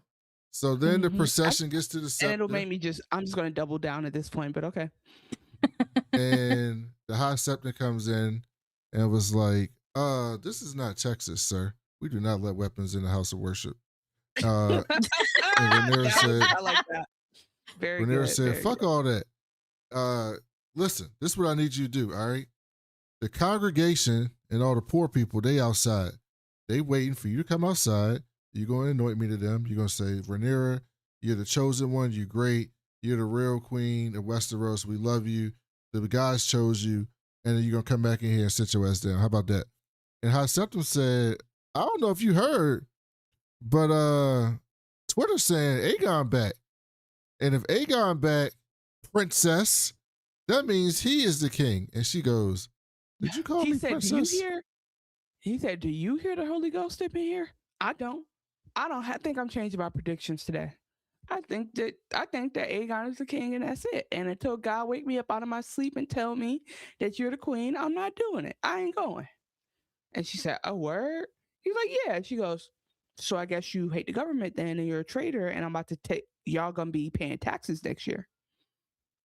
And he's like, oh, whoa, hey, whoa. She's like, actually, and it's illegal to say no to the queen, so. That's right. And he said, listen, you can do what you want to me, but if you hurt me, I don't give a fuck because the people are going to turn on God's you. Child. And she said, she's like, and I don't no care. weapon formed against me will prosper. If you do right by me, ain't no good gonna come to you. She said, I don't care. I got 6 dragons. That means I got all the power. He said, you got 6 dragons? I got a 7-faced god. 7 is bigger than 6. What you know about that? And one thing I know is that God is not gonna leave. I might die, but it's gonna be 7 more saints who rise up after me. Don't you play with me? And then they started playing. The cymbals started. They started going. This percussion started. And they really should have made him black. I just feel like we missed out on a good scene. And Rhaenyra said, okay, we'll see whose God is bigger. And the High Septon said, if you harm me, you'll be damned. He's talking because he tells Alan. He tells Alan. That's what you want? She basically points to Alan, was like, go handle that. And he says, hold on now. If you harm me, you're going to be damned by the gods. Your whole shit's going to be fucked up. Your whole line's going to be fucked up. You're going to be done. And then them balls will shrivel up. Don't play with me. Rhaenyra walked up here. We're not sanctified. Rhaenyra walked up to Alan and was like, dog, we not even Christian. You don't believe in that shit. You're from the old world. What are you talking about? You got the blood of Valeria in you. You answer to higher gods than theirs. Like, fuck all that. Go handle my business. She said the devil ain't real. That's just bad luck. And then she walked out. Though, if you're going to kill the Pope, I need you to do it yourself. I don't need you to send somebody else to do it. I think everybody, I think Ned says it right. If you're going to pass a sentence, you should swing the sword. And the problem with Rhaenyra, she started that way, right? Like she tries to swing the sword on Otto and shit. But if you really want respect of a queen in the way a king has respect, you almost have to just embrace your non-binary self and be king. Yeah, you don't need no shooter. You as a shooter, you need you only bring the shooter in so they can get extra credit. You need to do this for you.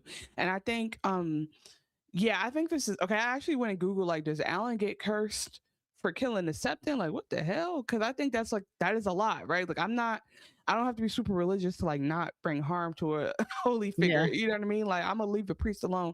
So, the priest who have been accused of no wrongdoing. But anyway, the point I'm trying to get to is she, that was a lot, and I think she should have, like you said, passed a sentence on herself. She leaves him for it. It's like, don't worry about it, bro. Like, we cover. And it's like, I don't know that, and he's too green, and he's not allegiant to his daddy enough to realize, like, if you do him like that, you'll do me like that. So, you know, had they lived in the same household growing up, Corliss would have came home from work and been like, oh, she's a bitch. And he would have known. But because he doesn't, he's idealizing this position he has and thinking, like, you know, if I'm a good one, she'll do right by me. But you not even full Targaryen. Yeah, he needs to read Valerian. He needs to read the Cliff's notes on how to be a Valerian, both, actually. He needs the Cliff notes on how to be a Valerian. So he kills Valerian. But that's my point, though. He's not a Targaryen. So he thinks there's like some kinship there that Rhaenyra will absolutely abandon when the time comes. She don't care about Valerian, Darion. She don't care about none of that. She care about her. So she goes outside to address the congregation. And Rhaenyra said, y'all was all here when my daddy came out here and made me heir. Y'all was here. Like, what's wrong with you? Did he say Aegon was the heir? Did he come out here in front of all y'all and give you gifts and shit and have a big party for Aegon? No, he did that shit for me. I'm the realm's delight. Remember that shit? The realm's delight, that's me. And she said, we survived the doom, right? My ancestors came here and took over the fucking world. And she's like, I'm not up in the Red Keep. She's like, I'm not in the fucking church. Okay? I'm not hiding in the church behind these doors. So it's just that.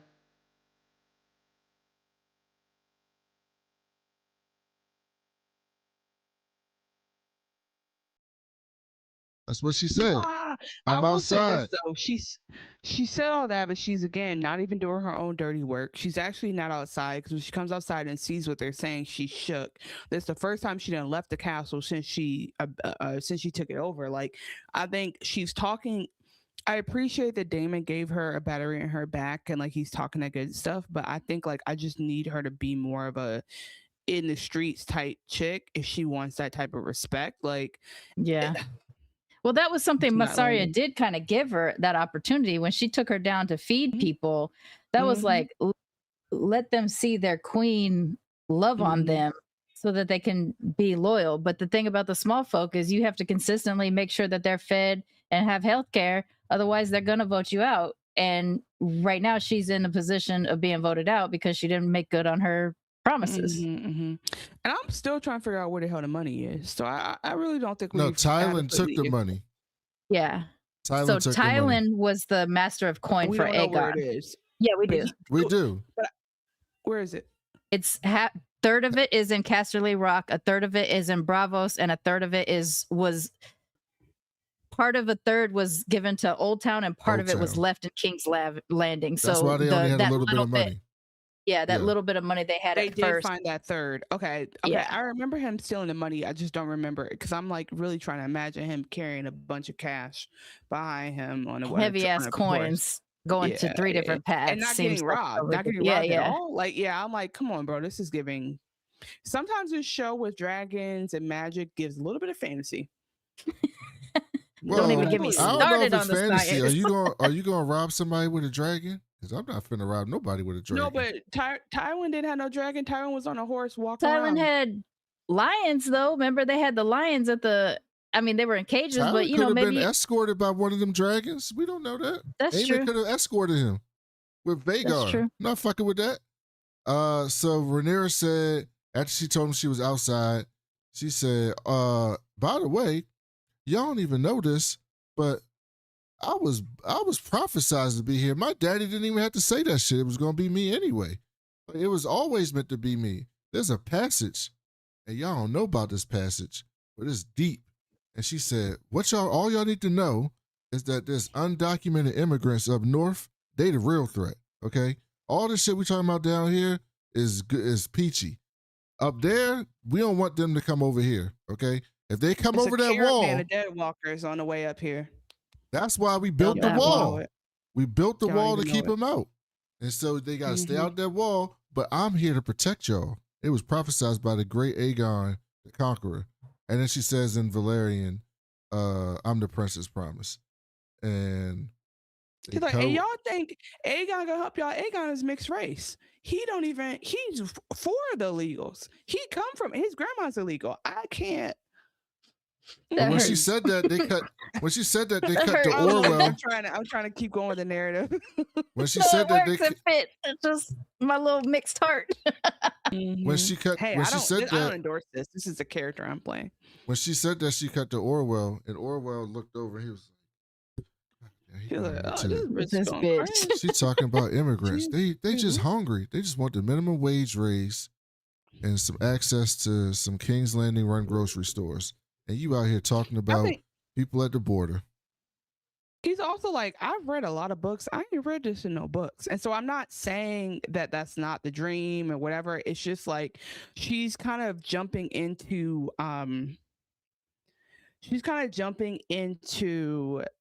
some lore without any context. Like she's like, hey y'all, I know y'all are starving. I know y'all are angry. I know y'all are hurt, but you don't understand. My daddy had a dream.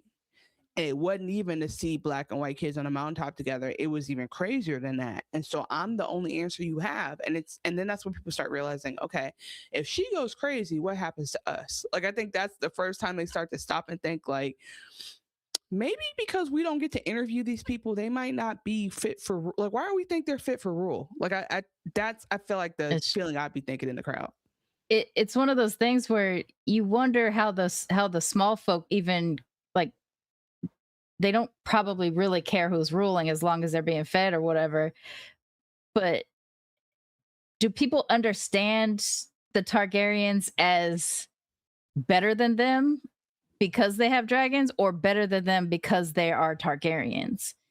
You know, I think the story that the Targaryens sell is that they are gods, and the proof of them being gods is dragons, because no one else has dragons. But I don't know, like, it doesn't mean that they don't sound crazy. Exactly. I mean, and we've seen from the other shows, whenever you actually get down with the common folk, they're talking mad shit. They're like, look, first of all, they be in the whole houses. They're going crazy. They're inbred. Like, yeah, like they don't actually feel that. The only people who feel that are like people adjacent or like who are not raised kind of in community, like Dunk. So I would say that, yeah, like I think, I guess what I'm trying to say is they might not have been, like the Queen of Dragons might have been a psyop. I mean, Queen of Bastards might have been a psyop. That's fine. But now she's going to feed into it. And then if she says all this other stuff is just not ordained, right? So I guess it is truly, this is me being silly, but there's truly like her coming out and speaking Arabic. And everybody's like, whoa. I know. No one speaks Valerian. Like, yeah, Translate. It's like, hold on now. Honestly, we might even have a bunch in common between the Torah and the Bible and the Quran, but nobody's ready for that conversation. You need to find someone from Matthew, Mark, Luke, or John to speak to us because we're not. You're speaking another language, and it's very foreign and scary to us. So we'll see what the townspeople think because of that. But yeah. So we'll finish King's Landing at the end because I think that's the best way to end. So let's jump over to Tumbleton so we can get through the battle. Ormond gets a raven, and the raven basically let him know that Daemon left King's Landing. So he's like, all right, we got to get our shit together. He tells Darren, hey, dog, look out this window. You see all these people warming up, building shit, setting up barricades and all that? That's all for you, dog. But before you can be king, you got to become a knight. So he then knights him and names him Darren. By not even using the actual knight's oath, which is infuriating. Yes, I was like, this is off a little bit. He names him Darren. He was like, Darren. may you always be clean and always smell good, and may you never disrespect me. Well, he did say you have to protect the women and children. He said that part. Yeah, but he didn't say it in the poetic way. You know, it wasn't romantic. Yeah, he was doing Dunk's version. He was in a rush. Okay, he was like, let me paraphrase. It's a war coming. Whatever. A battle that he started. He knew that was coming for a month. He waited till the morning of the he could have done it any time. Silverwing is hanging out, but off not with Silverwing, because off over at the bar getting blitzed, talking shit about Daemon and the Queen of Bastards. Plaster, baby. And he's like, she's a whore. She's a whore, and she's to a blondie. There's a blonde man working in the bar, so there's even more like the irony of this. Like, there's just bastards still walking around amongst us. He goes, she's a whore. Daemon ain't shit. And by the way, she got Daemon sprung. He can't even do what he want to do because she listened to him. He listened to her. She's talking about him like she's talking about her like she's Mary Cosby. She's like, ain't that her grandpa, or is that her, or is that the pastor, or is that her husband? Who's Mary Cosby? Mary Cosby? I don't know the reference either. Oh, Sharmane, you don't overcross the Bravo? No, we don't do the Ratchet TV. So no. Bravo's not Ratchet TV. Mary Cosby is, side note, she's the only Black housewife on Housewives of Salt Lake City and Real Housewives of Salt Lake City. And she runs a Pentecostal church, and that has been accused of cult accusations. And her grandmother and a man her grandmother married ran a church. And when her grandmother died, she asked her to please marry her step grandfather so that the church could continue. So Mary Cosby is married to her step grandfather and runs a church to this day. Remember that when something else we talk about later comes up. These are your people. These are your people. She's compelling. I will tell you. I'll say that much. He said the rogue prince will quake to the Lord oath of the white. But first, he has the audacity to say that Rhaenyra has Daemon on a tight leash like a bitch when he got bitch slapped by Daemon in public. So you the bitch's bitch. Yep. Come on, man. That's why you're mad. Because you can't speak up to him. Mind you, it's like you're talking cash money stuff, but you actually aren't even battle tested either. So, whatever. It makes sense. And I think it's so funny because Rhaenyra was trying to keep him out of the bars so that he don't get hurt, but he's in the bars embarrassing himself. Yeah. So they look at Ormond, they look at Ormond. We cut back to Ormond, and someone came up to him and was like, Oath gone, dog. We can't find him nowhere. And Ormond is pissed. And Gwaine and Darren are over there looking at him like, look at this motherfucker. He up to some shit. Wrong. He won't tell us. And Darren's like, something wrong. Trying to figure out, like, what's his ace on the board? Yeah. And so Gwaine said, whatever his plan is, this shit probably trash. We finna die. And Darren says, let me fly. Let me take Mysaria out the garage and show them what I got in the garage. And Dwayne was like, nah, dog. Like, he was like, I either got to fight or flee. I can't just stand here. These people going to look at me like I ain't shit if I don't do something. And Gwaine was like, let me figure something out. Let's talk about it. It might be another way. Super duper hot take. Super duper hot take. The way that Darren and Gwaine handle this is the only kingly decision I've seen this episode. 100% agree. So it could work.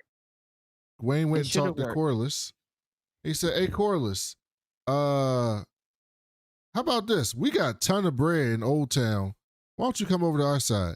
And Corlys was like, you think you're going to sell me on some Old Town coin? All I got is my fucking honor. I'm not about to do that shit. Yeah, he said, I done already made $1 million. I could make $1 million again. You can't own me. And Gwen was like, I didn't think you would do that. I was just testing you.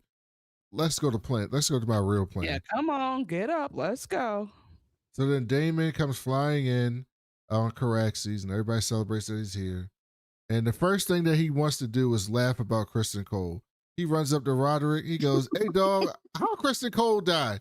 And he was like, oh, that shit was bad. You should have seen it, dog. You should have seen how he died. We got his hair on the spike back there. You can look at it. It's back there somewhere. And he was like, one thing I will say about Daemon is a bro's bro. Like, Daemon would just grab a beer and talk shop with you. And so then some underling comes up and it says, it's a Hightower lord up here that want to talk. He's like, kill the motherfucker. He was like, he got Lord Corlys with him. He's like, oh, all right.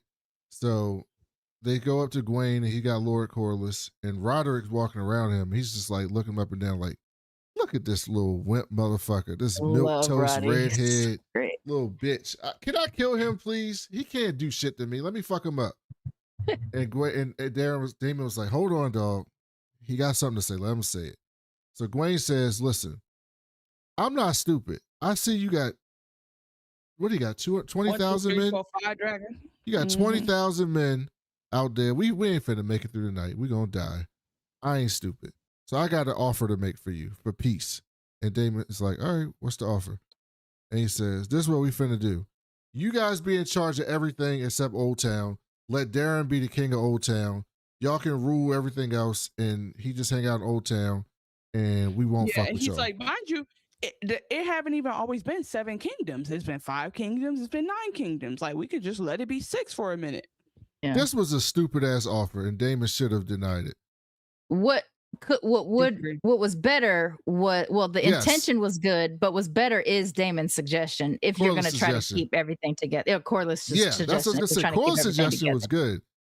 Darren's suggestion, once you in charge, you're not about to give up what you in charge of.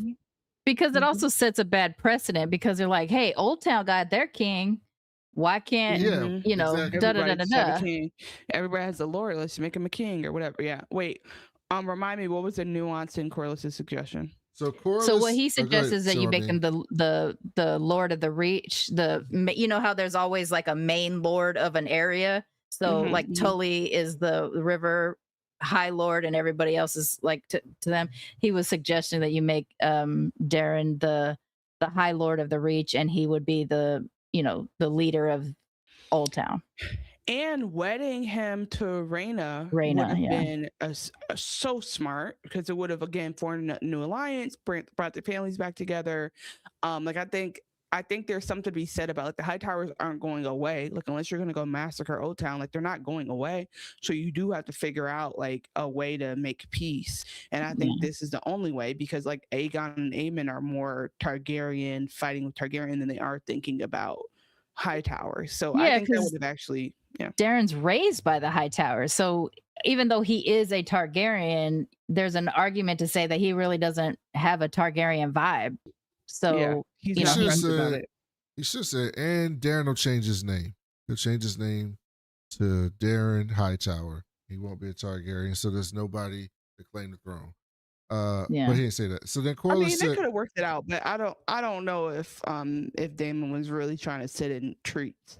Well, Daemon the problem is treating like this should have happened at the end of the war. Like, I understand it being a sue for peace situation, but after the big wars happen, all the lords who fought against each other have to make peace, and they do that by marriage, just like you're suggesting. So it would make more sense of us saying, we're going to lay down our weapons, guarantee these amount of people to live, and then we'll all work out the shit, Yeah, Lord exactly. He wanted afterwards. the terms up front, which is a little bit like still validating that you think Darren should be king. Well, Daemon said, so what's Aegon going to think about this? And they was like, Aegon? The fuck? He's like, oh, y'all ain't got Twitter in Tumbleton. Y'all internet not working. Aegon back, dog. You think he just going to let Darren do this shit? Fuck out of here. And then Corlys was like, Aemon and Aegon are common enemies. We just take them motherfuckers out. He says, there are 2 paths to sit before you for Rhaenyra to be queen. One is victory through peace, and one is victory through a mountain of dead Hightowers through revenge. Which one do you want? Damon was like, fuck one you think I want, dog. Yeah, exactly. I would say like this is very peak Daemon, but what Daemon did that pisses me off is like he accuses Corlys of being bought by them. Yeah. And I feel like again, it's like how much less can you respect somebody who has sacrificed so much? Like he literally sacrificed his wife, his children, his home, his name. He's doing all of that. He's at his lowest. He's a hostage, and you're trying to like he's a hostage on your behalf who could have turned on you at any point, and you're still being suspicious of him. Yeah, it's a bad move.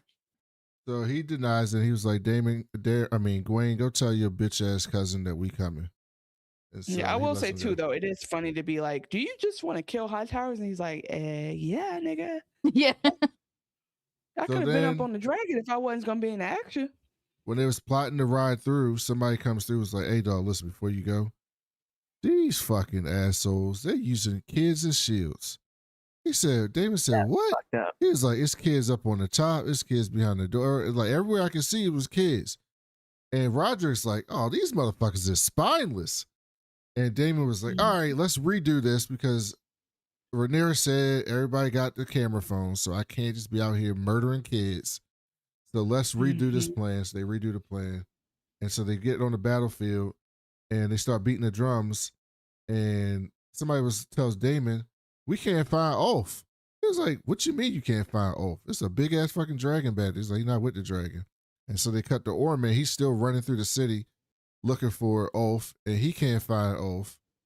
And then I was really hoping Ulf was just absconded. I was really hoping Ulf had just decided not to do it and say, not today. I'm not on anyone's team.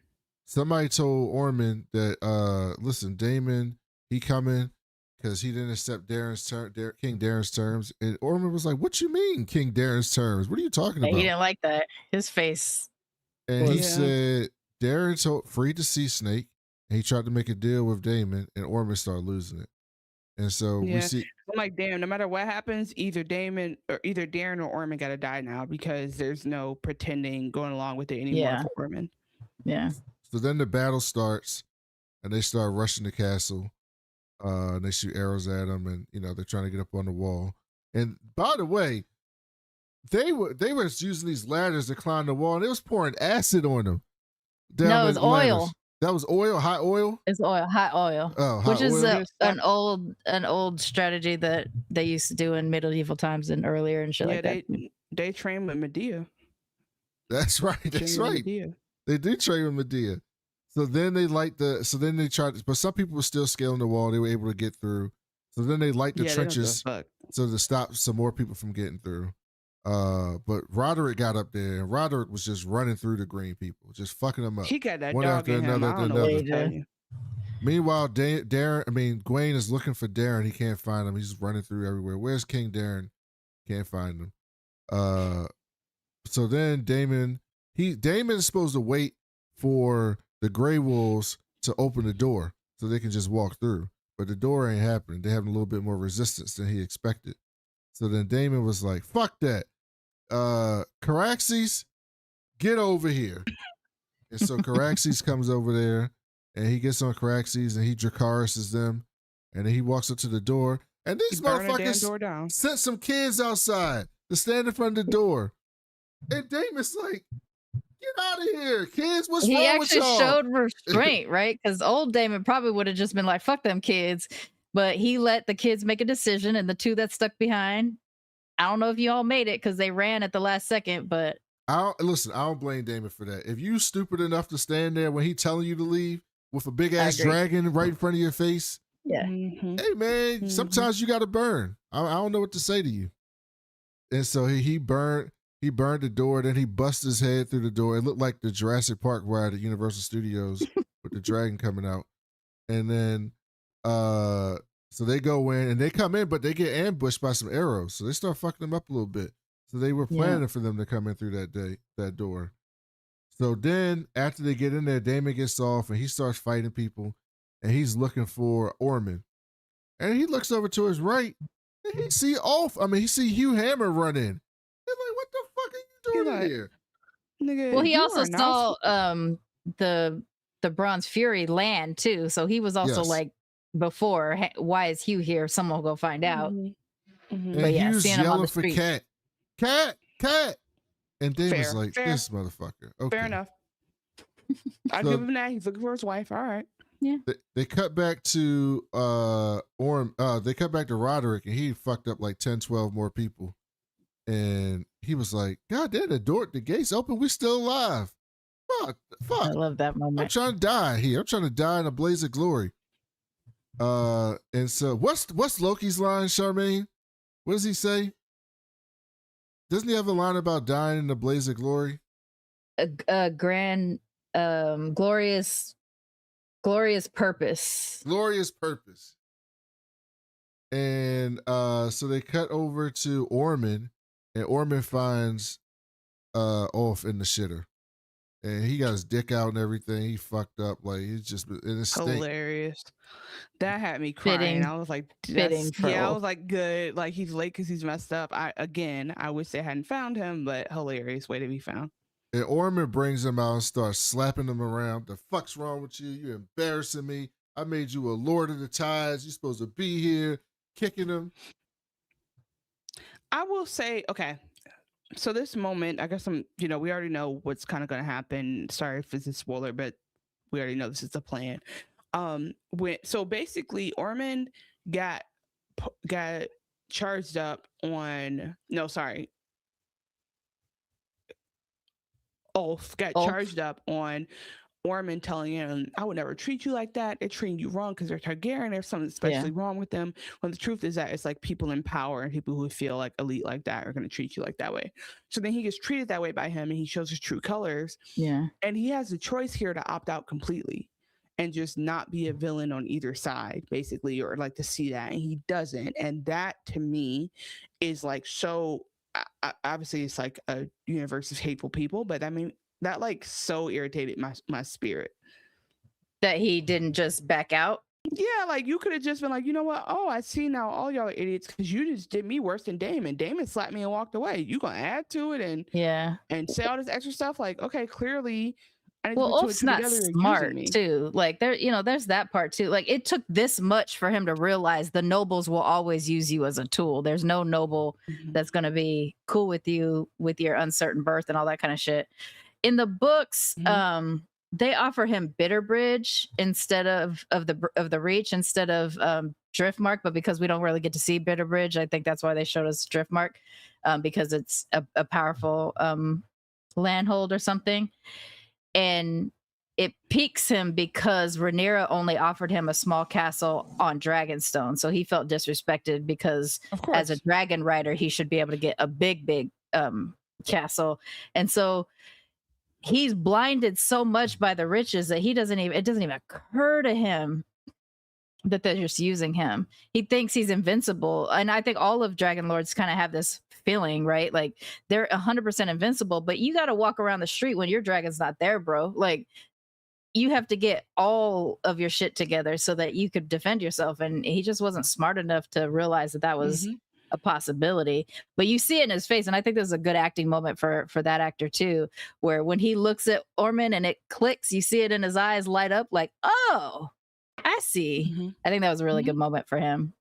Yeah, he is a really frustrating character though. Yeah, it was just so stupid to me he recognized it, and then he still said, I'm gonna harm everyone involved. Regular people. And and I think that's like, I also think that's kind of a stupid thing when you think about how much he loves being in the pub hanging out with his people. Like, why would that be who you want to harm? So if anything, I think I guess I'm already prepared to be disappointed that like what you might hope, like the allegory here is that anyone with too much power is like gonna go wrong, like whether it's Ulf or whether it's Daenerys.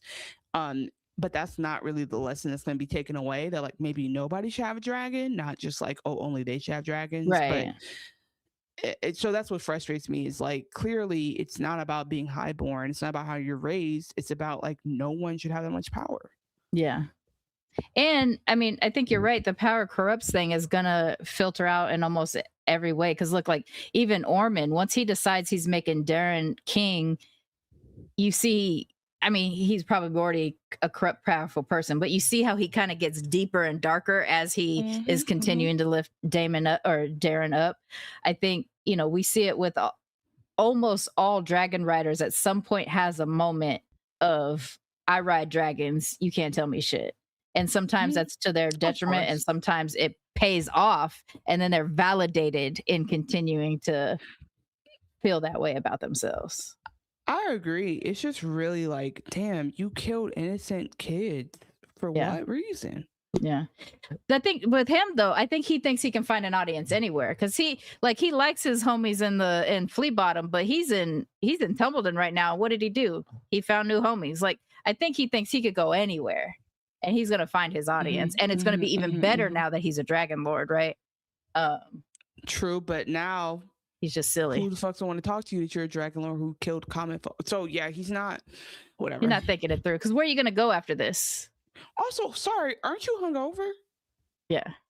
You know what I don't have time for is a battle when I'm hungover. I just want to lay down. So I would have definitely been like, I'm going to get on this dragon. Well, like, he already been laid down. Yeah, that's what he was on the shitter. He probably been there for 3-4 hours. He might have been, and maybe getting the shit kicked out of him woke him up, like sobered him up. You know, like some people have moments like that. What's frustrating to me about is he rides Silverwing, and she is technically kind of a gentle beast because she was the Queen Alicent of the old King Jaehaerys's wives, and they're gentle, loving kind of people, and then. The fact that he ended up being kind of worthy of her is weird to me. But that being said, the dragon takes on the personality and the fears and anxieties of their rider. And so, she didn't disobey him because they're tied together. But it still kind of bothers me that she has that in her story now, burning. I agree. I was just going to say, if it was me and after I'd been drinking like that, the whole scene would have been me laying down in the grass. Like, I'm going to get up on the dragon in 1 minute. Just give me 1 more minute. Like, I would be like, do anybody have Gatorade before I get on this dragon? Like, I just would have been messed up. You never would have got any Dracarys out of me that day. No Dracarys. Today is a no Dracarys day. So but I'll be there after y'all go without me. I'll be there. Just give me 2 minutes. While Daemon's looking for Ormond, he meets his match with John Roxton. Roxton, right? Yeah, Bold Roxton. John. Bold John. That's what they call him. And so he calls him a kinslayer and all types of other derogatory names. He calls them babe slayers. Like, you put the babes in front of him. No, he's talking about blood and Helena's cheese. daughter, Helena's son.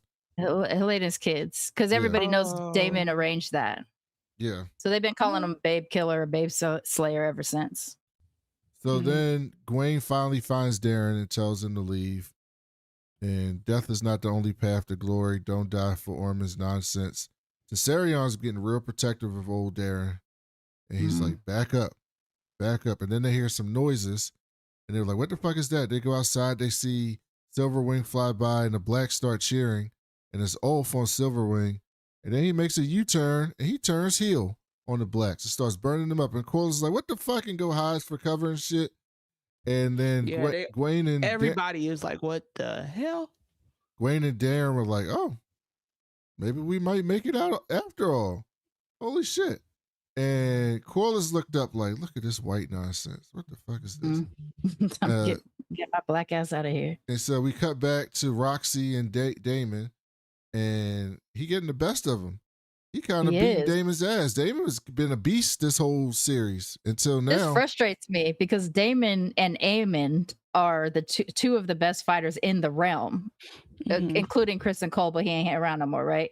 So it kind of frustrates me. I know he's not called Bold John for nothing, but the besting Daemon, I don't know. That don't make no sense to me.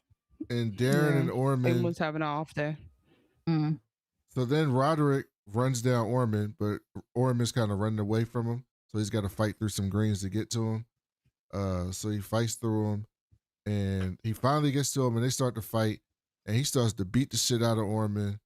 And throws him up against the wall and is beating him, but Ormond is able to take his sword out and stab him in the gut and then chop his arm off.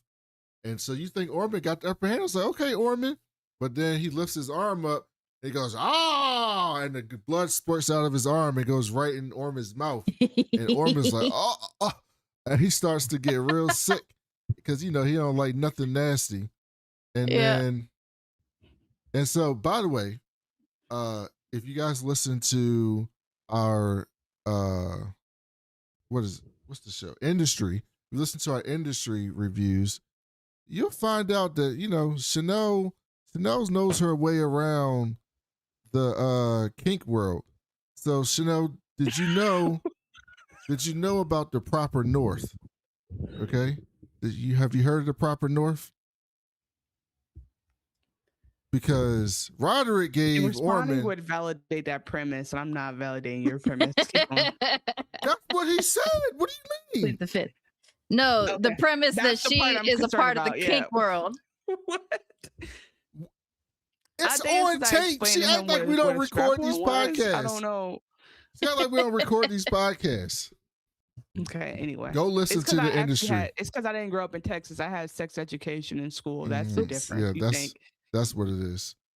Yeah, you think that's kink worthy. Okay. I mean, the proper North seemed pretty kinky. And he gave him... okay, sorry. Tell us what it... So Roddy stabs him up the ass and says, yes, now you've been properly fucked by Hilarious, the North or whatever. He said, yes. Okay, sorry. By the North. Yeah, the North. Okay, that's what you were saying. Yeah, I'm like, that's such a... Again, you could have just said that joke and that brought me and my kinks into it. But I'm hilarious. Okay, wait. Back to the chat real quick. Somebody said, Jaguar said, the way that dummy just spilled family secrets, talked about prophecy. This is going all the way back to Rhaenyra. So people are calling her Rogue Queen. Someone asked, I can't read, I don't understand, I'm having trouble spelling this name out. Dan asks if I'm mixed too. I'm not. But shout out to the mixed queens. We have a blurred, a baddie, and a mixed I'm a Black, Japanese, British American. So my race and ethnicity and nationalities are all up in there. Yeah, I do have like some Nigerian in me, if that, like, it's historical. Okay, let's see. Jaguar, Lauren, Leah, Southside Nas, welcome, says let it burn. Southside Nas has been trying to catch y'all all season. So glad we saw you. Sorry we forgot to post. That's what I was just doing. Sneak Snake, Leah says Sneak Snake is that guy and she treats him like a one-off. The North is a realist. Uncle's my fave this season. Agreed. Poor Gwaine was collateral. I actually am so proud of him for what he did. I hate to admit it. Like, I don't like any Orwells, but I like Gwaine now. I like Gwaine. And yeah, like he definitely has grown a lot because he was a little punk when we met him. And then actually, is that a slur? He was like a little scaredy cat when we met him. Oh, technically it is because he is he? He is known for liking the masculine sex. Okay, when I say I meant punk is impunity. I don't mean it the other way. I am not a homophobe. And it was just an accident. Yes. But see, I caught myself and I learned, and that's what we're doing. Corliss is beyond loyal. They don't deserve him. Agreed. Damon met his match. Yeah, I love the Winter Wolves. True, I do too. Hugh thought he was in Thor. He was like Thor in Wakanda. Okay, I do have a complaint about Hugh the Hammer running around with a pickaxe, a teeny tiny pickaxe, and he's fucking Hugh the Hammer. That shit infuriated me. I don't know why, but what the fuck are you doing with that little pickaxe? I know you're big as shit and you're gonna hurt people, but goddamn. Have a bow or something. Ooh, my bad. Hey, Brandon, can you bring up the last chat? Yeah. I just rather see it on the screen. This is Abdul said this is why men are scared to take their colonoscopy. Okay, they put you to sleep during it. Rough.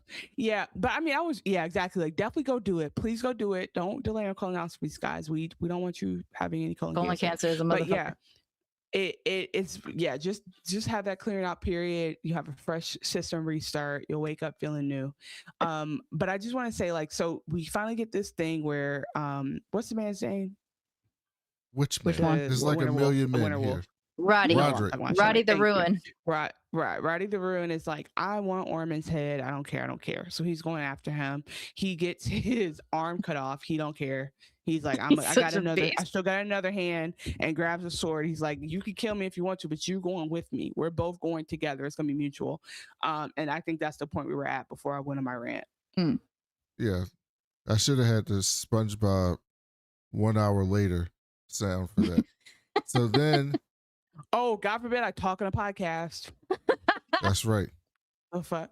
Brandon just wants his podcast to be him just reading his notes out loud. And I don't. What are you talking about? I've been quiet for most of the last 20 minutes. Y'all was talking about something else 20 minutes ago. I'm saying your ideal podcast would be you just reading your notes, laughing at your own jokes, and then moving forward. No, I like laughing at your jokes. So then, after he gave him a proper North fucking, Ormond looked very much in pain, and he looks up. And here comes Ulf making another U-turn. And he looks over at Ulf. He's like, damn it. And Ulf says, fuck you too. And he says, your cars. And he starts burning down. And then. But Roddy's like, yeah, finally, I died for the queen. Yes. I kind of stand. And so, yeah, all the green people who were just cheering Ulf are now running away to the Curb Your Enthusiasm music. And then so then Ulf comes back and he starts burning in the city and burning the city down. Well, he said last episode they're all gonna burn. He said that. So he's just keeping up his promise. And so they cut back to Darren and Gwaine. I will say too, like Ormond. So this is Ormond's death. We've been wanting this the whole time because Ormond is very toxic and abusive. I'm a little bit shook about it. It's definitely different from the book. Oh, okay. Wait, hold that thought. I just wanted to say, like, I'm just glad and relieved that he's dead, and I think it's definitely like his fucking fault because he would have maybe still been alive and won that battle had he not tried to use dragons against them because that's just a power that's bigger than him. But okay, wait, how did he die in the book? So the whole poison thing, the smelly problem, that's how they get to him. Yeah, that makes sense. In the books. But remember when you were talking about the whole Salt Lake City people or whatever and the marrying the step uncle, grandpa, whatever? This is not going to be relevant to the show because it's just not going, they're not as important as the Targaryens. But Ormond's son is like a preteen, 13 or 14-year-old right now in the books. And Ormond's wife is young. Yeah, this Ormond's second wife is a 19-year-old like young girl. He's over here with Daemon, like he don't have his own family. This is literally like when a coach like has a recruit they really believe in, and they're like, "You're the son I never had." Yeah, exactly. Yeah, the son's like, "What the? Okay, keep going." So I know it's not relevant to the show because they never even showed his family or whatever. But after Ormond dies and his son ascends to the Lord of Old Town, he marries his stepmom because they're closer in age anyway. And he had a stepmom crush the whole time. And they get married. You don't waste a good stepmom. That's you know a what good I'm saying? Wife right there. Why leave her alone? Yep. And even though the church, because the Sept is a big deal. The Starry Sept is a big deal in Old Town and stuff like that. And the Old Town folks are like heavily the seven god oriented. So they basically had to fight the Sept to go ahead and let that marriage happen. And even after that, the Sept was like, we're not cool with this, but you know, it is what it is. And then they end up having kids. And so they're just like, I guess it's fine. Because at first they were just going to have them like you can keep her as a mistress, but you're going to have to get proper married, you know, because it's too ancestral. It's too much like the Targaryens.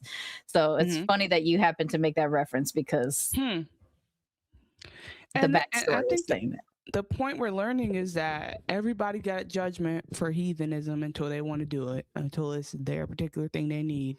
And all of a sudden you understand why people, okay, this is another thing. I saw this today. It was like, I watch a lot of clips of. I watch a lot of videos of people watching clips of like right wing and like incel stuff and just breaking down like why it doesn't make any sense. And there was a clip so that's on my algorithm. And there was this boy today talking about he had a MAGA hat on and he was saying like sex should only be for recreating. Like I only have sex to recreate. Like I do not orgasming is not that great. And his wife was like, "What the?" And then he was like, you know, and I refuse to have gay sex. And they were like, "Oh, that's what it is." And so this is what this reminds me of. Like, just go, just do your thing, live your life, let it happen. Because you making up all these rules is because you haven't experienced it yet. And as soon as you do, you're gonna be like, "Oh, I get it now." And but now you done built up all these rules around it, and now you stuck. Lindsay, Graham. So then. So that's why we women slaying him, y'all. Just so you know. Garen and Gwen see that and they're like, "Fuck this, we getting up out of here." And Daemon and Roxanne, John Roxanne was just about to beat the shit out of Daemon, but then the fire made like the roof collapse to put like a barrier in between them. So Daemon gets up, he starts fucking up some random greens, some red shirts, kills a bunch of red shirts, and then Corlys comes in and is like, Daemon, like, everybody's gonna get it. He's shook. The oath turned, the city is cooked, let's get the fuck out of here. And Daemon was like, "You right, let's go." So he turns around, walks out. One thing I love about Corlys is my man's gonna survive because he got up out them cuffs and he sure the fuck did. No one saw that shit. He's just running without him. He said, "Look, and honestly, I would have left your ass because you talking about I'm your prisoner, but let's go. I got enough sense to know I can't lead a queen's wife, the king consort back here. So let's get out of here." Corlys is dope. We then see Vermithor and Caraxes riderless chasing after Silverwing. They had no riders and they was chasing him. But I'm like, why didn't they do this when he was doing all that before? Like what? Well, also Vermithor and Silverwing are mated pairs, so that's weird. But they're also waiting for their people. Like it's not often that dragons fight dragons without being prompted to. They do it. It does happen. And sometimes they do kill each other. But usually they have a rider indicating this is what we got to do. I would think that Vermithor would be reluctant to go after Silverwing because of them being mated. And Caraxes is down to fight for whatever. He's Daemon in dragon form, right? So I'm surprised we didn't get any of that before, but yeah, that's all I was thinking is like, if y'all were gonna go after him, why not do it in the middle of him doing all that stuff? Because I think the dragons are very smart and understand that like this is not what anyone's wishes were, but that could be me adding too much. I don't understand the dragon lore well enough, so maybe I'm not. Maybe that's overthinking it. So then Gwaine wakes up out under all the rubble, and he's looking for Darren, but we don't see that he found him. Roxton found Ormund's dead body, and Hugh finds Kat and she dead, and he's very upset. He cried. Roxton crying over him like when Samuel L. Jackson was holding Leo and and Django. Django, of course. So then we go back to King's Landing, and to finish up the season, we get to Helena's room. And she's they're playing some real sad music, and I was like, this is not good. And they get up and they show her looking at the Tommen window, and I was like, that's not good either. And so then Rhaenyra gets back home from the Sept, and one of the aides comes in and was like, "You gotta go to Helena's room. It's I don't know what's going on. She's not in there." So she go to Helena's room, and she looking around, and she look over at the Tommen window, and it's open, and the banner that she was knitting is just hanging out. And she walked over there. The cross stitch. And she looks out the cross stitching. Cross stitch. I thought it was a banner. No, the craft that she's doing is cross stitching. I knit. She's cross stitching. What she's making is a tapestry. Yeah, tapestry. That's a form of a banner. Tapestry. Sure. No, the banner's not the issue. You said she's knitting a banner, and we're saying I said she's knitting a banner. Cross stitching. Okay. Yeah, I got you. I'm a crafting purist. I want you to say the right craft. She's cross stitching a banner. So Rhaenyra goes over there. Pronouns, pal. Rhaenyra goes over there, and looks outside and sees Helaena down there, which we don't see her till later. And Rhaenyra goes, "Oh, wonder what's for dinner tonight." Yeah, she goes, "Oh, yikes!" And then looks down at the tapestry. Alicent is not gonna like this. And Helaena was cross-stitching her, and Rhaenyra was on the Iron Throne with blood all coming down her body from everywhere, with a sword in her hand. And Rhaenyra was like, "What the fuck does that mean?" That means you are Maegor with tits. That's what it means, Rhaenyra. Mm-hmm. But she also shows herself. She first tells herself falling down and dying. And she has tears in her eyes and she's heartbroken. And so I guess I'm about to say she predicted her own death, even though she also planned it. So, and then she is predicting Rhaenyra's downfall. And there was a spoiler I said I read a while ago and I didn't want to bring it up, but that was the spoiler around like how Rhaenyra dies. And so I think what I will say is Rhaenyra dies or how? Yeah. Well, that was told in season 3, episode 4 or 6. I don't remember exact number. It's when Joffrey is talking to Marjorie in the Sept, and he tells the whole story about how Rhaenyra dies. Right. And so between the three of us, I've retained so little of what I remember. Like, I remember that Tyrion. I like Tyrion's speech when he was like, "If y'all gonna make me a monster, I'm gonna be a monster." And I remember Pedro Pascal was in it, and that's what you can get from me. Yeah. And then as we talk more, people like when they showed Cersei bombing the Sept, I'm like, okay, I remember that. Like, anyway, and I remember that Khal Drogo, fine as hell. So those are the little things that I remember from Game. Yeah, but you remember a lot.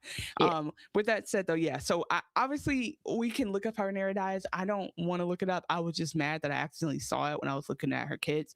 All that to say, that was the spoiler I had like talked about and be like, oh, I don't want to bring it up. That's right. You did say you were going to mention. Yeah, because I think like there's a version of this where in the mid-season at least, or before this turned Rhaenyra being a terrible leader, where you're like, okay, Rhaenyra might long live the queen. You know what I mean? Shit, Queen Elizabeth II, she could rule till she just dies of old age. But this is clearly foretelling that something's going to happen. And again, I guess that is a spoiler, but like something's going to happen to her because she's not doing well. Right. And this is not, you don't get that much grace as a queen.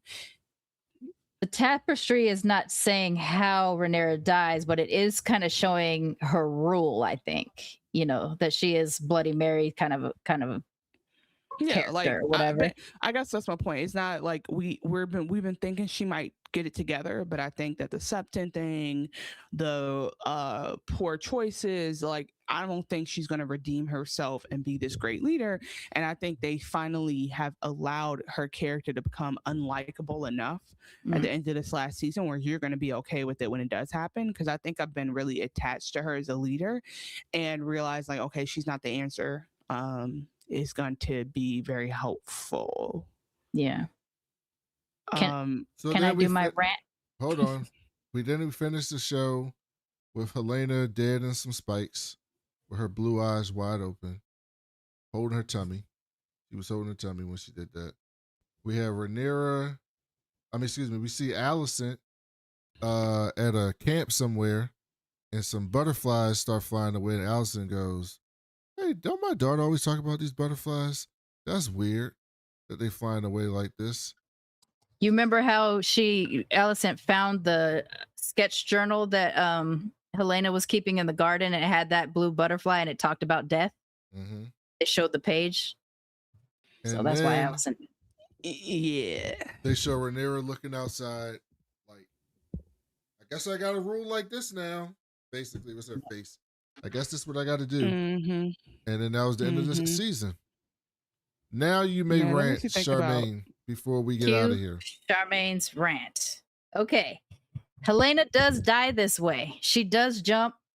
She bleeds out on those spikes because it's a spike moat. It's not a water moat that surrounds Maegor's tower. It takes her 3 days to die, so at least we got to see her dead, and we didn't get to see her suffer or whatever. She does die this way.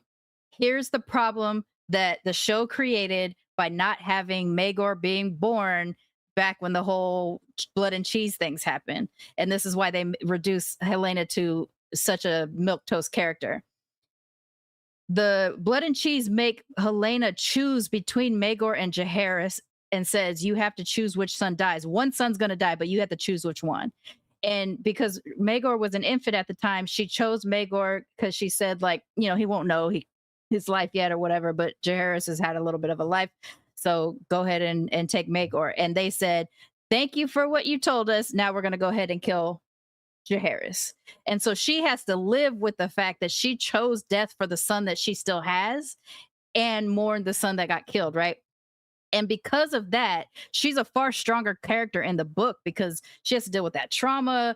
She's like awkward around Maegor as he's growing up and becomes a toddler and stuff like that, afraid that he's going to find out one day that she chose him to die. He does eventually find out, and he's young, but it's still like, oh no, my mom wanted me dead. So it's a whole fucking thing. And what's supposed to happen, which now I'm going to talk about it, even though it would be considered a spoiler if they did it correct. But since they did it this way, Maegor and Jaehaerys get sent to different people for safety. I won't say who because that would be a spoiler, but they get sent to different people, and there's a single knight guarding Maegor, and they get caught up on a bridge with like 3 different people who realize that is Aegon's son, and they all want to take possession of him. And they ended up fighting it out, and in the battle they accidentally kill Maegor, and they're like, oh shit, well I guess he's dead, let's go ahead and kill his keeper too. They kill him, and then it gets back to King's Landing, what happened to Maegor, and Helaena falls apart because all the grief that's built up over all this time and stuff like that, and to find out that he died like that on a bridge as a child in a battle all cut up and shit, then she leaps to the thing, and then it takes her days to die, so she's just there on spikes suffering and coughing and bleeding out and shit like that. It takes her like 3 days to die. So that's my rant. Fast forwarded it. They fast forwarded it, but they also reduced her to such like they didn't even give her a shot to be a good character until this season, the end of this season. She finally gets to kind of be good, and then they fucking mess up her death and the potency around her death. Because right now she's just it's just a death that kind of makes things a little bit easier for Rhaenyra. But if you had the emotional weight of all the stuff she had to go through and Maegor and and then Maegor dies anyway, she feels like she prophesized his death but delayed it. So it's way more potent, and that upset me so much, and I was screaming when it happened because I was like, this is not the way to do. Like, they just reduced her to a boring female character, and I want her to be better because she is better in the books. So that's my rant. This show hates women. Yeah. Because they made Alicent very hateable. They've turned Rhaenyra, the only likable woman, they actually made her nicer in the show. She's real evil in the book. And that's what I'm saying. They did that to bait us because they wanted us to hate her again, which is worse. Because if she started out hateful, it'd be like, okay, yeah, they're all hateful. But then they gave us a strong female lead, and it was like, actually, she's going to disappoint you. Yeah, like I mean, obviously, I do think what you're saying is very interesting because they took time to help characterize characters like Ormund more than characters like Helaena. Like, I do think there's just like choices of content that they put and where they invested. I don't know if they actually do hate women, but I think knowing that the source material is that rich is kind of like, wow. But yeah, I guess they just shortened it. And what they are doing that I will acknowledge is they're trying not to create more holes in the stuff they're doing. And I will give them the benefit of like, maybe they sat down and sketched it out and were like, yeah, like if we go do this, we have to do that. And so if we just keep Maegor and that situation out of it, then Ryan actually lied to George because George wrote that Butterfly Effect scathing article on his website after they fucked up the Blood and Cheese thing, and then he pulled it down because he had a conversation with Ryan, and Ryan said, I promise you Maegor's still coming, he's just going to come a little bit later, but it's all going to make sense. Lies. Yeah, but this is not really a butterfly effect. It's just they just no, it is for what I can't tell you. Oh, okay, gotcha.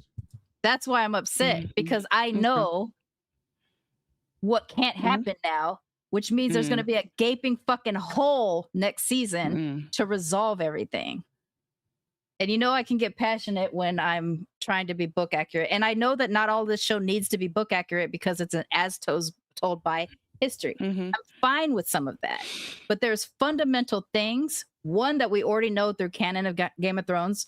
And two, things become more poetic and tragic. I'm a tragedy girl. I love it being totally desperate and everybody dies and everybody's sad. That's my jam. I'm Japanese. They take that out and they take away the weight of the destruction across the story, and that upsets me. Abdul said the trauma porn on Helaena in the book is excessive. Right. I think the show did enough to motivate Helaena to take her own life without it being excessive. That's a different way to look at it. But it's a different way to look at it. It's less painful for people to watch, but since I like things to be everybody dies and you watch your woman be, raped in front of you before she eventually dies and you are the only one left alive, because that's my jam. Okay, Rainbow Six. I mean, I grew up watching a whole lot of Japanese melodrama with my grandma growing up, so I like that whole thing. And that's why Game of Thrones and the Song of Ice and Fire appealed to me, because everybody dies in the worst way that they can possibly die. Like, it's always a poetic death for that person. Yes. Ned is honorable, but he's made to be a turncoat at the very end. Like, you know what I'm saying? Like, there's so many ways that people's death counters to the good life they had or the bad life they had or whatever. I wanted more for Helaena because she had such a bad run of life that her death can almost be a freedom, even though it's terrible death and tragic. Making the choice to get out of the terrible life, to me, is a symbol of freedom. And she lost that as her story, in my opinion. Your humble opinion. All right, Yeah. before we get I was going to say here, humble, but I don't know if I'm being humble about it. I think I'm right, and I think they're wrong. Before we get out of here, Sharmane, you've never been a part of a season finale. So when we finish the season, we have accolades that we have to give out for the season. Okay. We have accolades before we end the show. So we do accolades for this is for the entire season, okay? Not the show, just the season. Just the season, okay? So the first accolade is stop letting the messy hoes mess with your business. That is, who was the messiest person in Westeros this season, Sharmane? This season? This season, yes.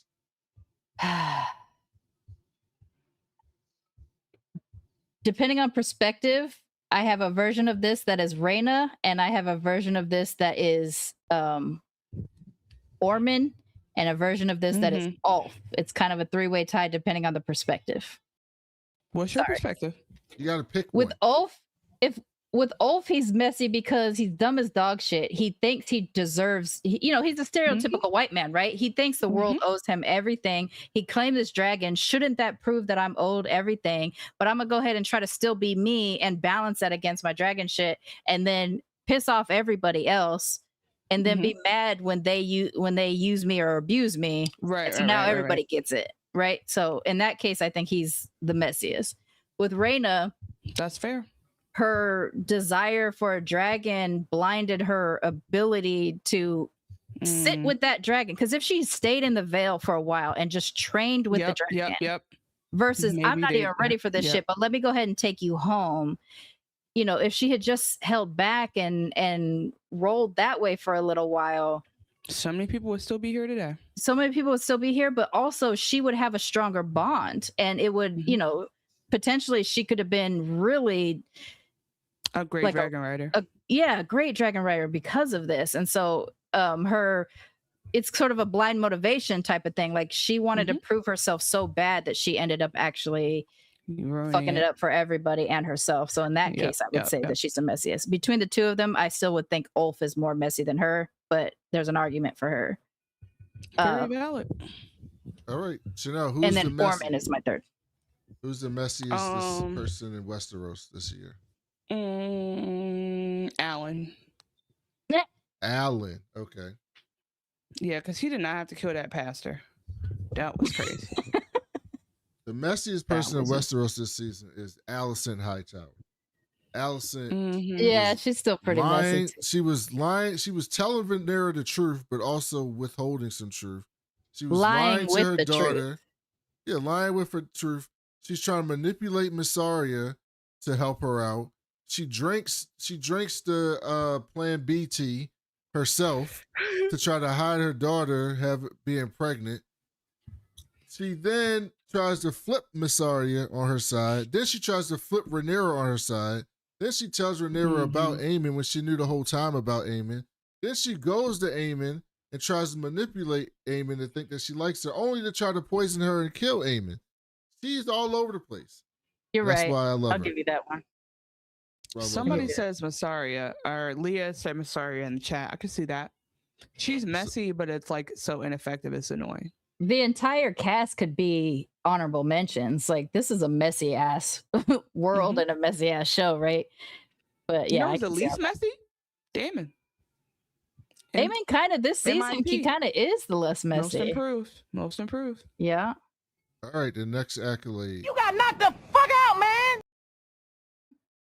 Who got the best fade or had the best death this season? I like Kristen's was the most satisfying. Yeah. Ormond's was the most deserved, along with Roderick. I'll give them both that together. For fade, I would say Ulf again because I love a man getting bitch slapped. Actually, I guess there's an argument for Aemon in that respect. Yes, too. that's my answer. Aegon. Team Aegon over here. Let's go, A. Slapping Aemon. Just walking up into him and slapping him. I fucking love that kind of stuff. That's my you ain't got that fixed yet? This is pre-egg. We don't give affectionate names to kings who are sexual sadists. Egg is egg. Everyone else is Aegon. 100% agree. Because Egg is my son, Sharmane. I don't know if you know that I adopted him, so that is my child, and I feel very, very protective over Egg because I raised him. If you want to give Aegon a nickname, you would call him number 2 because he's the second Aegon and he's a piece of shit. You would know something else funny, Sharmane? Chanel didn't even want to watch that show. She didn't even want to watch Night of the Seven Kingdoms. It's really good. I always get tired of whenever they bring a new show. I'm like, oh, who cares about Game of Thrones, Game of Smones? Who cares? I care. I and care. Then she started watching it. I care. And then she started watching it, and it's the best thing ever. This is the best Game of Thrones. God forbid, just because the white guy wrote it, I'm gonna assume it's great. Okay, I gotta see the show, and I gotta make sure it's good, and I gotta know if I'm not gonna be like, oh man, the guy did it. Oh, it's gonna be so good. I go into every Christopher Nolan movie and say, prove yourself. That's fair. Okay, I'm bored as shit with the Dark Matter, but I told you I'd push through it, so they ain't proved themselves. How many themselves. episodes have you watched? 1.5. I'm so bored. Nothing yet. I'm so bored. I'm gonna push through it. Brandon keeps giving us shows that take 2 seasons to get into. Like I really did start Mankind. I really did. That's because y'all.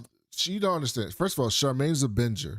Okay. I'm a binger, but she's also a binger. I said out loud in the first 2 minutes what was happening in Dark Matter first episode. I said it out loud. To hide it. That's not the. That's not the.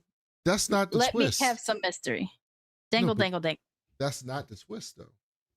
Okay. I'm gonna push through it. I'm still gonna push through it. The next. Sorry, we got. Hold on, we got one more. Hold on, we got one more. Wait. I want to go back to the comments. Oh, I thought you were about to say what we're doing next. All right, go ahead. No. Messiest is Ormond. He's an oathbreaker and hypothetical zealot and used the whole town and particularly children as human shield. Forgot about that quickly. You're right. Using the babies was crazy. I said that he was my third guy. I just didn't explain it, but I agree. I agree. I'm saying that's a strong one. Dan says, Thank you, Donovan. I'm gonna try to stick it. I will stick it out. I made my promise to Brandon. Dan or Donovan, I am a man of my word. I will stick it out. I'm just bored as shit. These kids these days, they want instant gratification, don't they, Donovan? But every these child's opinion is not equal. I am your elder, sir. Everybody's opinion. Dan sounds like an old guy. He's probably really old and needs these to. These kids want instant gratification and get it together. He probably is a guy who just doesn't know what he wants out of life, and so Dark Matter is just a show he likes. And All right, the last accolade before we get out of here. I've been dealing drugs ever since I was 12 years old. See, I didn't have the chances that you have, Miss Hawkins. This is the Nino Brown Award, Sharmane. This is who had the best speech, the best monologue of the season. Monologue of the season. I mean, I think everybody's probably going to say Aegon because of he had a proper speech, right? It's too, like, I'm having a hard time thinking about if there was anything impressive in the beginning. I think it's probably Aegon. It's Aegon was the MVP of this season for me, to be honest. If we did MVP, maybe we should get an MVP award. Y'all sleeping on Rhaenyra's conversation about, like, y'all never saw me. You was a bad dad. You want to be my daddy now, but the dragon's the only one who ever. That is a good one too. That was a good one. She got Damon to sit and look in the mirror for a second. So that's true, and he has shifted quite a bit. Yeah, Damon started coming to parent-teacher conferences. So okay, you pick Rhaenyra. That's fine. All right. Before I turn it over to Chanel for the outro, the next show that we're doing, which is next week, is Green Lanterns. Lanterns. It's called Lanterns, and I hope that we saw a big increase, a decent increase in viewership for House of Dragons. So we hope that you guys stick with us for our next show. If you're listening to us on Apple Podcasts, the name will change to We Was Lanterns. So don't look for We Was Dragons to talk about the Green Lanterns because we're not dragons no more. We was lanterns, okay? We will be dragons again. I'm going to get Chanel a ring, and she's going to have a green ring on. Okay. I am looking forward to Green Lanterns because I finally watched a long trailer, and they're framing it like it's True Detectives, but superheroes. I'm in. That's all you need to show me. I'm excited. Yeah, like they framed it great, and then we got Hal in there acting the way he acts, and it's just going to be a good show. And then Aaron Pierre, that's Mufasa. We just have a lot to do, and I also love me some Kyle. What's his name? Like, he's always a solid white guy, and any show he's in, he's going to come, he's going to deliver it. He's going to have a little bit of a twang. And is he the one playing Hal? Yeah. Yes. Yeah, I like that actor. I think they casted that really well. And don't worry, Charmaine's not going anywhere. Sharmane is going to finish Silo with us, and Chanel claims that she'll be back for the Silo finale. So we'll see. She told me to. Oh, guys, they've been coordinating. They do not want me on Silo. They don't want my opinion because I'm gonna come in and tell them the show's not even really. I know, lies. I was just joking. No, I just have not been able to sync up with them. But I definitely want to come back because I was wrong about something, and I want to admit it. I want to come in front of the congregation and admit my sins. And Charmaine, you're watching Green Lanterns, right? I'm in for whatever you guys want me in for. I'm excited about Green Lanterns. I'd like to watch it with y'all instead of by myself. So yeah. Have you read the comic books? A little bit when I was a kid, but I've kind of kept enough. I mean, hey, this is how you know I don't only like nostalgic stuff, because you know what? Ryan Reynolds' Green Lantern, not that good. Oh, it's Brandon's favorite movie. What a bold opinion that was, Chanel. Is it really? You went That's out on his absolute favorite movie. He loves Ryan Reynolds' Green Lantern so much. You went out on a great limb there, Chanel. I'm not even going to entertain Charmaine. That's where he hulked out. The first time I ever saw him hulk out was when he made us watch it for a review of something like a nostalgic review, and he hated it so bad that he tried to blame all of us for making him rewatch it, even though he made us rewatch it. I was about to say, damn, it's not. Is it an argument? Yeah. And Charmaine's going to watch. We're going to review Dark Matter at the end of August. So that's what we have coming. We got 3 episodes of Silo. We got 4, 7, 8, 9, and 10 left. So we got 4 episodes of Silo left. Green Lanterns next week, which is coming right after Game of Thrones and House of Dragons on HBO. And then Dark Matter at the end of August, early September is when that comes. So that's what's coming on the network. Can I talk to the audience real quick? Yeah, of course. So there's been some people in the chat that have hit me up saying that they would like, because I kind of offered it when we were chatting back and forth about doing a solo live where I just talk through all the things that they did differently in the books. It'll be spoiler ridden. So if you want me to do that, you can talk about it in the chat or in the show. The comments of the show. And I'm going to try to get it done next week. But what I want to do is review all my notes and all the episode stuff so I can actually nail it and stuff. So it might take me a week or two to get my my notes and stuff together. But when I do, I'm going to ask y'all to let people know that I'm doing it, and it'll be on my Sharmane Fury channel on YouTube. I love it. All right. We love that. End the episode. Thank you guys. Thank you to our Patreon. Are we was patrons? That's good. We was founding. I don't know. Are we was supporters? We really love you guys. Thank you so much. I just want you guys to know Brandon is embezzling all of that money, but we would deal with it. We would deal with it in house. No, guys, we really do appreciate it, and it is helping us. Because I've always said, Sharmane, on this show, like whenever people are like, "Oh, the mic's not great," or like, "Oh, don't eat on camera," I'm like, "Pay me." This is free entertainment. And I'll lock in. But until then, guys, every dollar matters. Thank you so much for those contributions. Thanks for being with us, Sharmane, for this season of House of the Dragon. Your knowledge is invaluable. Thanks, Brandon, for your notes. Thank you, me, for being so funny. And thank you to the listeners for showing up every week. Everyone in the chat. Religiously Sunday right after the show, watching it with us. Please keep sharing and go back in our back catalog and see all the other shows we've done. We've done a lot. We've been around for a couple years now. Don't forget to leave a 5-star review on Apple Podcasts so we can read it on the show, and then like us and subscribe everywhere you listen to shows, podcasts, and then look in the notes to figure out where you can follow all of us, and including the show we was watching is on all platforms.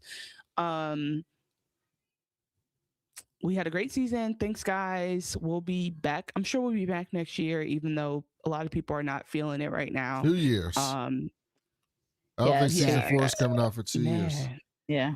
Man, 2 years from now, it's kind of crazy because that's what it was last time. Well, they'll give us 7 kingdoms in between. Yeah, 7 kingdoms is every year. Yeah. No, I'm more just saying like the collapse of humanity is like so close. So it's like, oh man, like I hope. Oh, like we want to get it done before we all die. That makes sense. Yeah. I mean, hey, you know what though? This isn't even a show I prioritize over that. If I was gonna do anything, I'd do season 5 of Veronica Mars. Like if we're gonna do a show before we all die, let's bring that back, Rob Thomas. And there again, if that comment is for you, comment in the chat, swipe up right now and tell me that you also stand. You're a marshmallow. Okay, I think that's it, guys. We'll see you next week, and in between with Silo and whatnot. Thank you guys so much. Until next time, if we was watching it, then you should be watching it too. Good night.